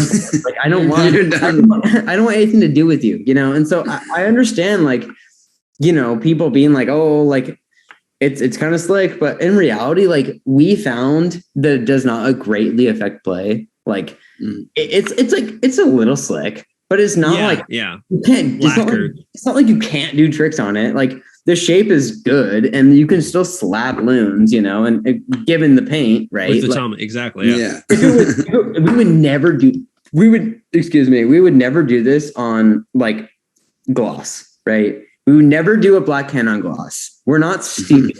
like we were like, okay, we can get away with like this because like it's a Sulab, and so whatever, and like this to me, from what I keep hearing from people, obviously this is not why people bought it, but like it's a collection piece, right? Like that is like a really great piece to just like have in your collection. It is. If there's one thing we could change, honestly, the only thing is I don't know. Well, so first of all, I'll say two things. One is we told the factory, we're down for stain or paint, whatever's easier. Yeah.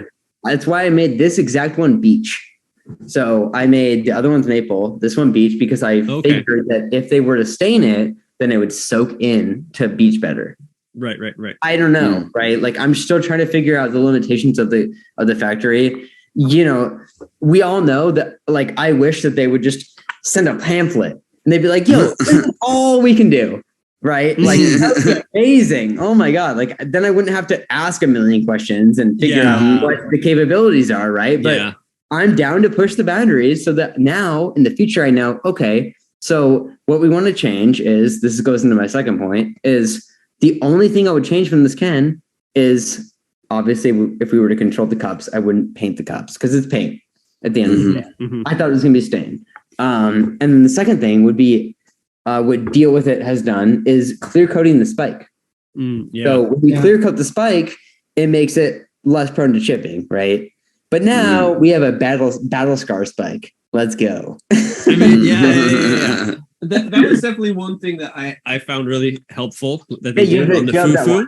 Yeah. It definitely, you do see like the extra like shine to it. So where we got it from. Extra. Yeah. So there's a little, of course, there's going to be wear and tear that, right? Chipping on that.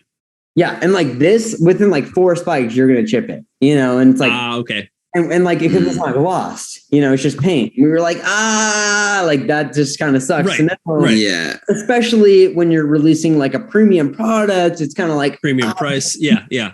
Right. And so it's kind of like, God damn it. But I would hope that people are somewhat lenient to the fact that like I know that I'll give a big shout out to iNetter and like Winscope for this. Like he understands a lot, like, and he's been defending us like on, people kind of suck sometimes, and they will just be impatient in customer service. And so we've seen him defend us multiple times on like, these guys like are some of the best players in the world. I know them personally. If I know them, they will fix it. And also like, be patient, guys. Like this is like, this is as new to them as it is to us. Right. Like this is so new to us, guys. Like we're learning so much as we go on. Like honestly, like and like I'm scared every time I send like a proto to the factory because I'm like, I don't know what's gonna happen. Like at that point, it's out of your hands.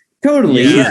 Yeah. So I don't know. Like in the future, like okay, great. Like we've learned already from this.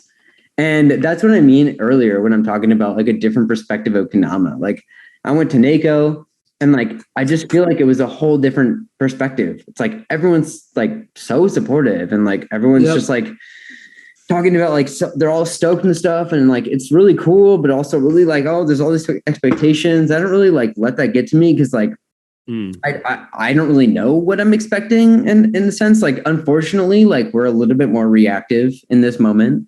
Just because as a company, as like a business, you know, because we were really like focused on these two labs. And like we've had these Tamas since like March, like a long time. Oh, okay. And so we've like really wanted to roll them out perfectly. Like we knew that first impressions like really important, you know, and obviously since unfortunately money is a factor, you know, we've had to make our own situations work. With money wise, like money doesn't just come out of nowhere. You know what I mean? Like it does not. I mean, to be honest, since this is for the nerds, and if you're listening 3 hours in, then you get to know this. But we've taken loans out, and like we've done serious, like actual, like committal things to like make this work because that's how much we fucking want it to work, and like, and so you know we like are so grateful for this like collaboration, right? But like like that really set us off. But it's like at the same time, it's like I was saying earlier, it's like what really sets you apart is like your designs or your ideas. And that's why I genuinely think the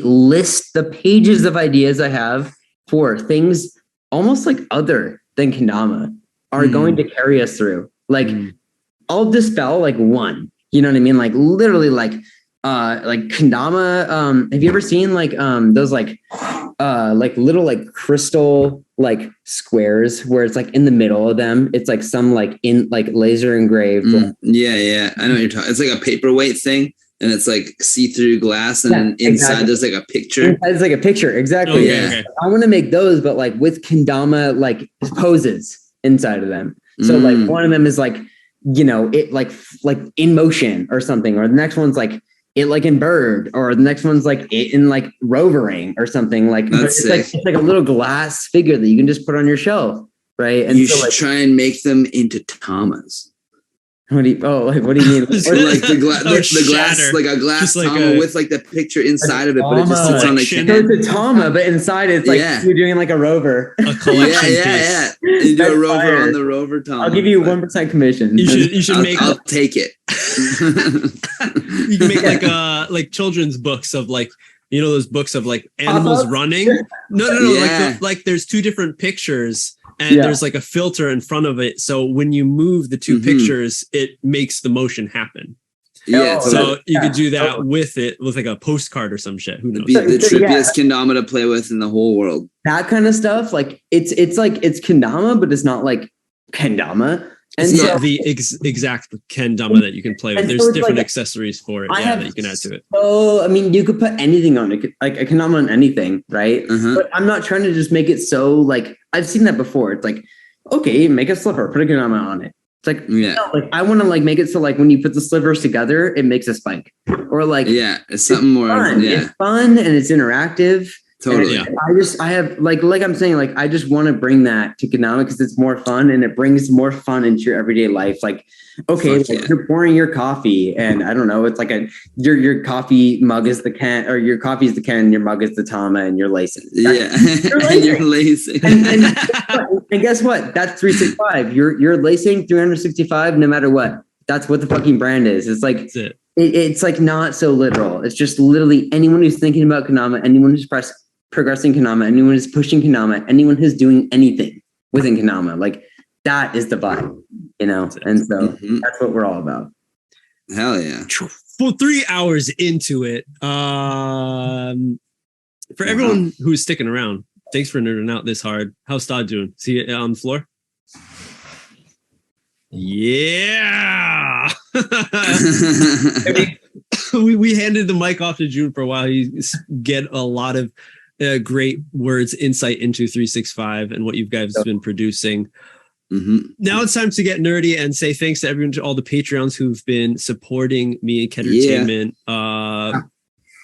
And for those people who are on that 5 tier and up, we got some questions for you guys from the community. Straight up. Here we go. Max Ida asks, what are your goals, visions for giving back to the community? No shade, just a topic that'd be good to discuss. I feel like a big part of new Dama companies staying alive is making the kendama community pie bigger, and companies that miss that part tend to disappear after a few years. Goals, vision. Of course, Max asks that question. That's a hard one. So he's he's CFO daddy. I'm gonna go to the bathroom. He's gonna answer this in full. So to be honest, like I really need you for this one. Come Max over, boys. Giving Max the strong one. It's like we always want to make sure to sponsor the best players. We want to make sure to give back to those players that are really trying to push kendama. But that's like a very vague answer. It's easy to say that, but it's like we want to give those people that are really pushing kendama an opportunity to really like showcase their skill and like really try to demonstrate like why they are like I guess like top tier and try to show what they get to show what their skill is. So it's like right now we're trying to like find some of the better players out there and trying to like make sure that they're seeing all the stuff. And it's like, what Max is asking is very specific and kind of challenging to like kind of like actually adapt. But we want to make sure that like, if we can, if we can like try to affect anything, we want to make sure that people that are like really like doing really good tricks are like getting exposure. So we're trying to make sure that we can expose all those players that are like, like trying to come up and like, trying to really do a good job. That's what we want to do is like, make sure we like everybody has like a platform for success. And, like if we think their shit is sick, then we'll repost them and stuff like that. So, hell yeah. Spreading the love. That's why also, like June also mentioning, collabs with artists to help give them a spotlight and stuff. That's really cool. Yeah. Next one's coming from Mr. Daniel Robinson. You both have different strengths that complement each other very well, and 365 is a fantastic representation of that. How, as a community, can we use that same approach of utilizing individual strengths with others to further grow kendama? Of course, D-Row asked something like that. It's a very big question. I mean, there's so many strengths to be had. And like, that'd be so great if like we could all just be on the same team. Like, I kind of are. I was going to say this earlier. It's like, you guys are leaving teams to make your own company to do that and stuff. But I think we're all on the same team. We're on Team Kendama. Yeah, totally. Yeah. And like low-key to answer G-Row's question, like this is the answer. It's like us talking and like us collaborating with each other. Like us talking to other Kendama players is so big in each other's growth. Like I've already gotten motivation, already gotten ideas just from literally us talking for a 3-hour conversation. Like, okay, great. Like we're all like, yo, this is a grind, but like low key, it's like, it's 3 hours and it's not that long. And me and Rod have talked for 15 hours, but basically. To really answer T-Bo's question, it's like, we all need to unite. Like, that's really what it is like, we need to have like, like, there's so much we could do. It's like when you wanted to talk about competition, when you what is it like? Regulations, competition regulations. When you want to talk about community involvement, like there's whatever realm you want to go down, every single one's going to be beneficial. And so it's like my own like perspective is like, I would like to go down the competition regulation like perspective is like, that's how we could grow together. Like genuinely, it's like we create a committee and like we agree on a generalized rule set for kendama and we all abide by that. And because that creates like actual generalized accurate rankings, which also makes events better because then we can seed the events. If anyone doesn't know what seeding is, it means you can allocate rankings for players and you can put them, where to put them in the bracket. So if it's a double elimination bracket and that's what everyone's agreed on, that's what will happen at every single competition. Yeah. And that's how you rank players, because how are you supposed to rank players based on a single elimination bracket versus a double elimination bracket, right? It's impossible almost. And so, because there's no losers run, you don't know if Zach Gallagher is going to come back and beat Nick in the losers bracket, right? Like, True. And so like that, along with seeding, it's like, no, seeding's always been a problem. It's like you never know if like Bontatron is going to face Jake Fisher in round 1. That should be a top 8 match, right? And that is one way that we can honestly unite as players, is really creating a generalized rule set and a generalized way of competing.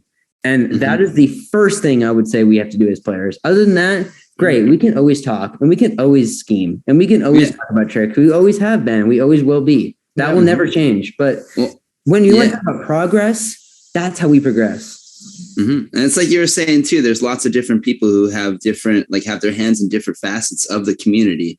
And like through that, I think a good point to bring out too is just to like talk to these individuals that have different skills and like help them, help each other, help lift each other up, like by using each other's skills to help each other out. It's basically what you're saying as well. Well, in reality, it's like talk to the people in power, talk to the tournament organizers. Like, okay, who is the tournament organizer? And we get them in a meeting and we make a committee, if you will, and talk about what everyone agrees on. And that's what it is. Like, you figure out scheduling as it is. And you don't have enough time. Well, okay, start earlier. You make enough time because that's what we've all agreed on. And that's how we standardize Kendama. If you genuinely want it to grow, that's how you do it. Like, it's never going to go anywhere if you don't standardize it. Like the Olympics are never going to see legitimization if you don't standardize competition. That's just not going to happen. And we're getting to the realms of WKA, World Kendama Association talks right here. There you go, man. WKA, exactly. Yep. Like, let's make whatever you want it to be. Like, I'm in it, full hedge. Like, I don't give a shit. Like, one thing in the future that I would like to do also is like, I think there needs to be more competitions. I've said this throughout the years. Like, I think there is not enough at all. Yeah. Like, look at like, I like to compare our scene to the Smash Bros scene. Like, there's there's locals, there's weeklies, there's majors, there's monthlies, like. And like those players, like whether it be online or whether it be in person, they get that opportunity to progress mentally in their competition growth. And unfortunately with Kendama, like it's expensive and people don't have money, and I get it. And y'all, you can say all my homies say fuck online, but you're the ones who are slacking on not doing online. Because if we have a bi-weekly online tournament, well, then guess what? People get to practice. Like, it's the same thing. Like, I won my first competition online ever, like a couple of months ago. And like, I legitimately had as much pressure. I mean, I just performed at Nico. And like, honestly, I felt more pressure in the finals versus D Westy than I would have versus Jacob Treble in like second round. Like, obviously it's finals versus second round, but the same exact mindset is still there. And there's something to be had there. And obviously, we make it work. We always make it work in Kendama. Like, it's jank, and sometimes it can be jank. Referencing Sakura 2017 or 18, when Nick Gallagher and Bonds were like rain. It's like raining, and it's like dusting winds, and like the whole like festival is over, and then like in the tents of like the gritty, grimiest grand finals you ever imagined. But in that moment, that's all that mattered. Yeah. You know what I mean? That's all that mattered in that moment. And like, that's what online is. And like, that's what I would like to make it be. I would want to create a new online platform to where everyone feels that they can grow competitively. I'm sorry to like run up the time. It's all good. I feel very, very passionate about that. And like, that's like, if I could take anything away from this entire thing, like, that is 100% like what I want people to understand. Like, I think it's like fucked up that it's not already like just like a normalized thing. So we need to make Kendama normalized and competitively like substantial for everyone. Hell You yeah. heard it here first on the Nerds from June. We got 2 more questions. Trey Christensen asks, both of you guys have been players for some of the biggest kendama companies. What are the major differences in owning your own company now and the pros and cons of being a player versus an owner?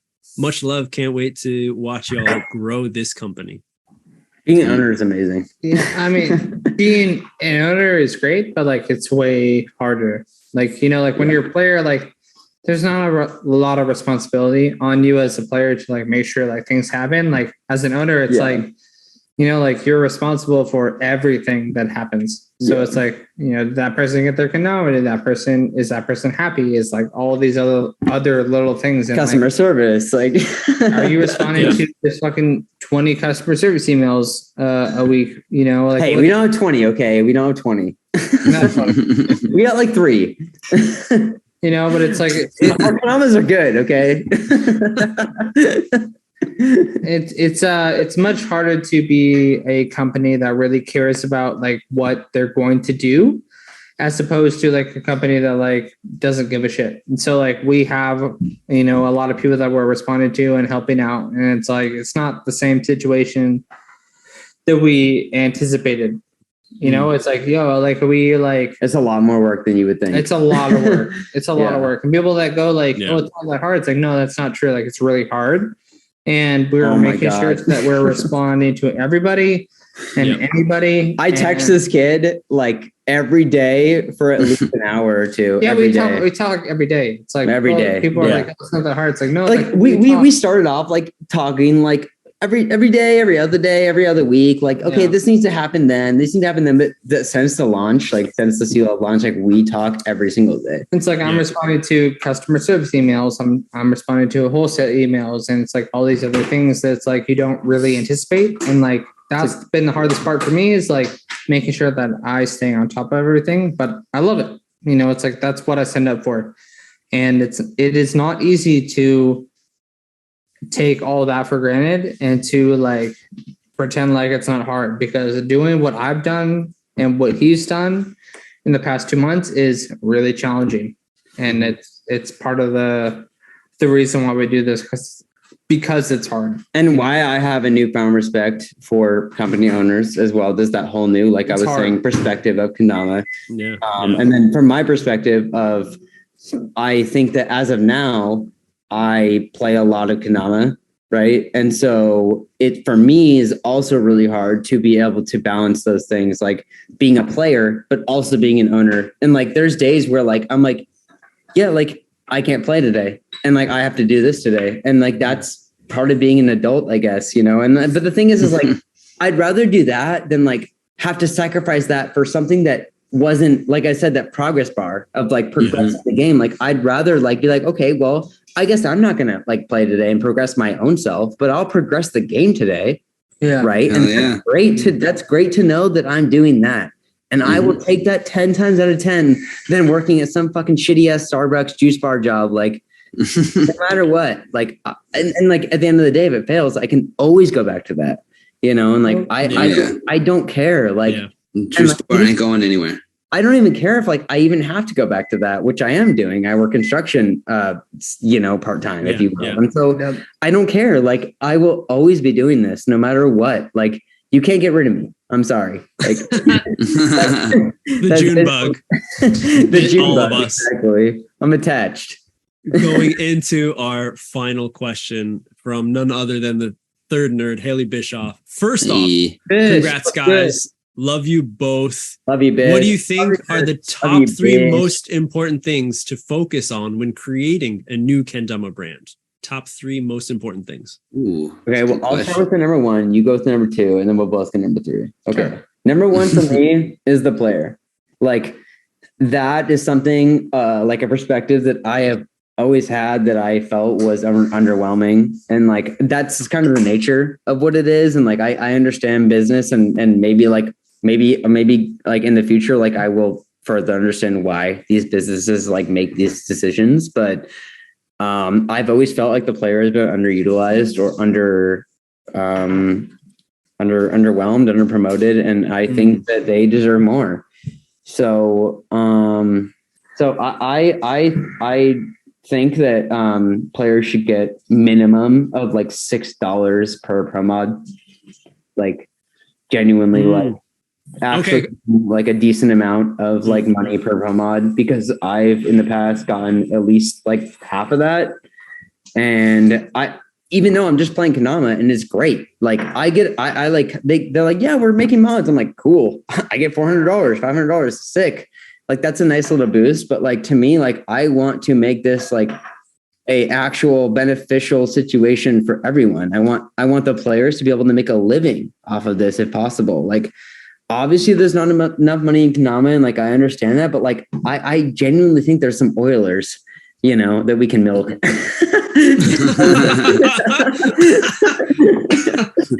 milk the oilers, you know. Thank you.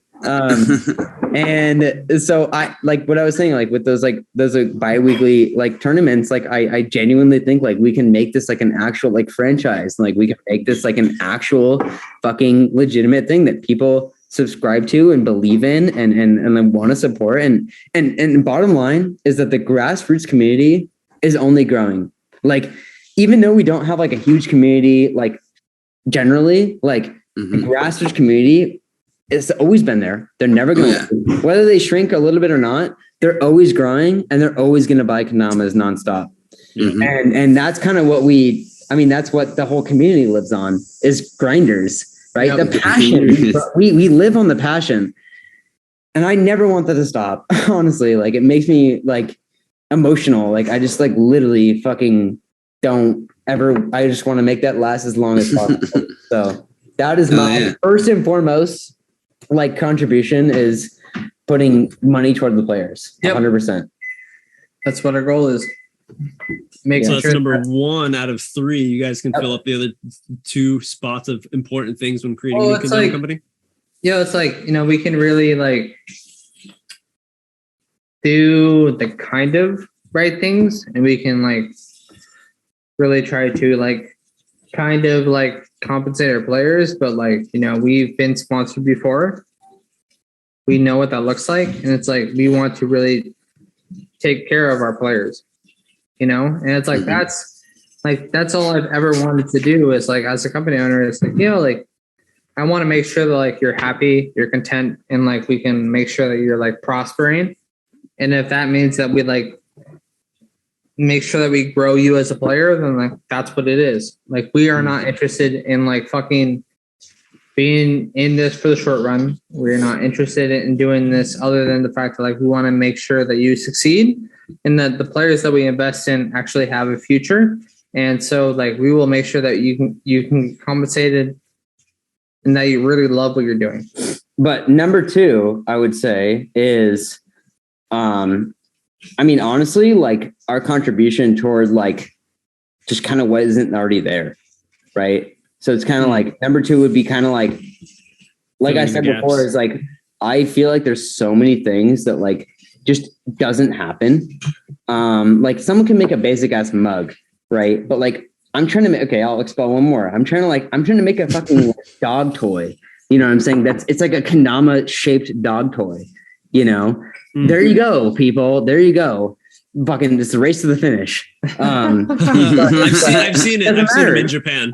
Yeah, it doesn't matter, motherfuckers, because I got a list. They got some. You know, keep it running. Whatever. But that's what I'm saying, is like there's so many little things. Like obviously, it's like that's like a novelty, and like those are little novelties that don't like progress the game. But like they progress the love for the people who are in the game. I was gonna say it's niche at the end of the day. And so it's like I want to bring that, and like I would love a plushie. I would love a fucking kendama plushie that squirts water. Like it squirts water out of the spike in my face. Like, are you kidding me? Like, wow, it's a spicy plushie, buddy. It's a spicy plush. Like, what store would you buy that plushie at? Are you sure it's a plushie? And just like, yo, put me on reserve for that one. Like, God.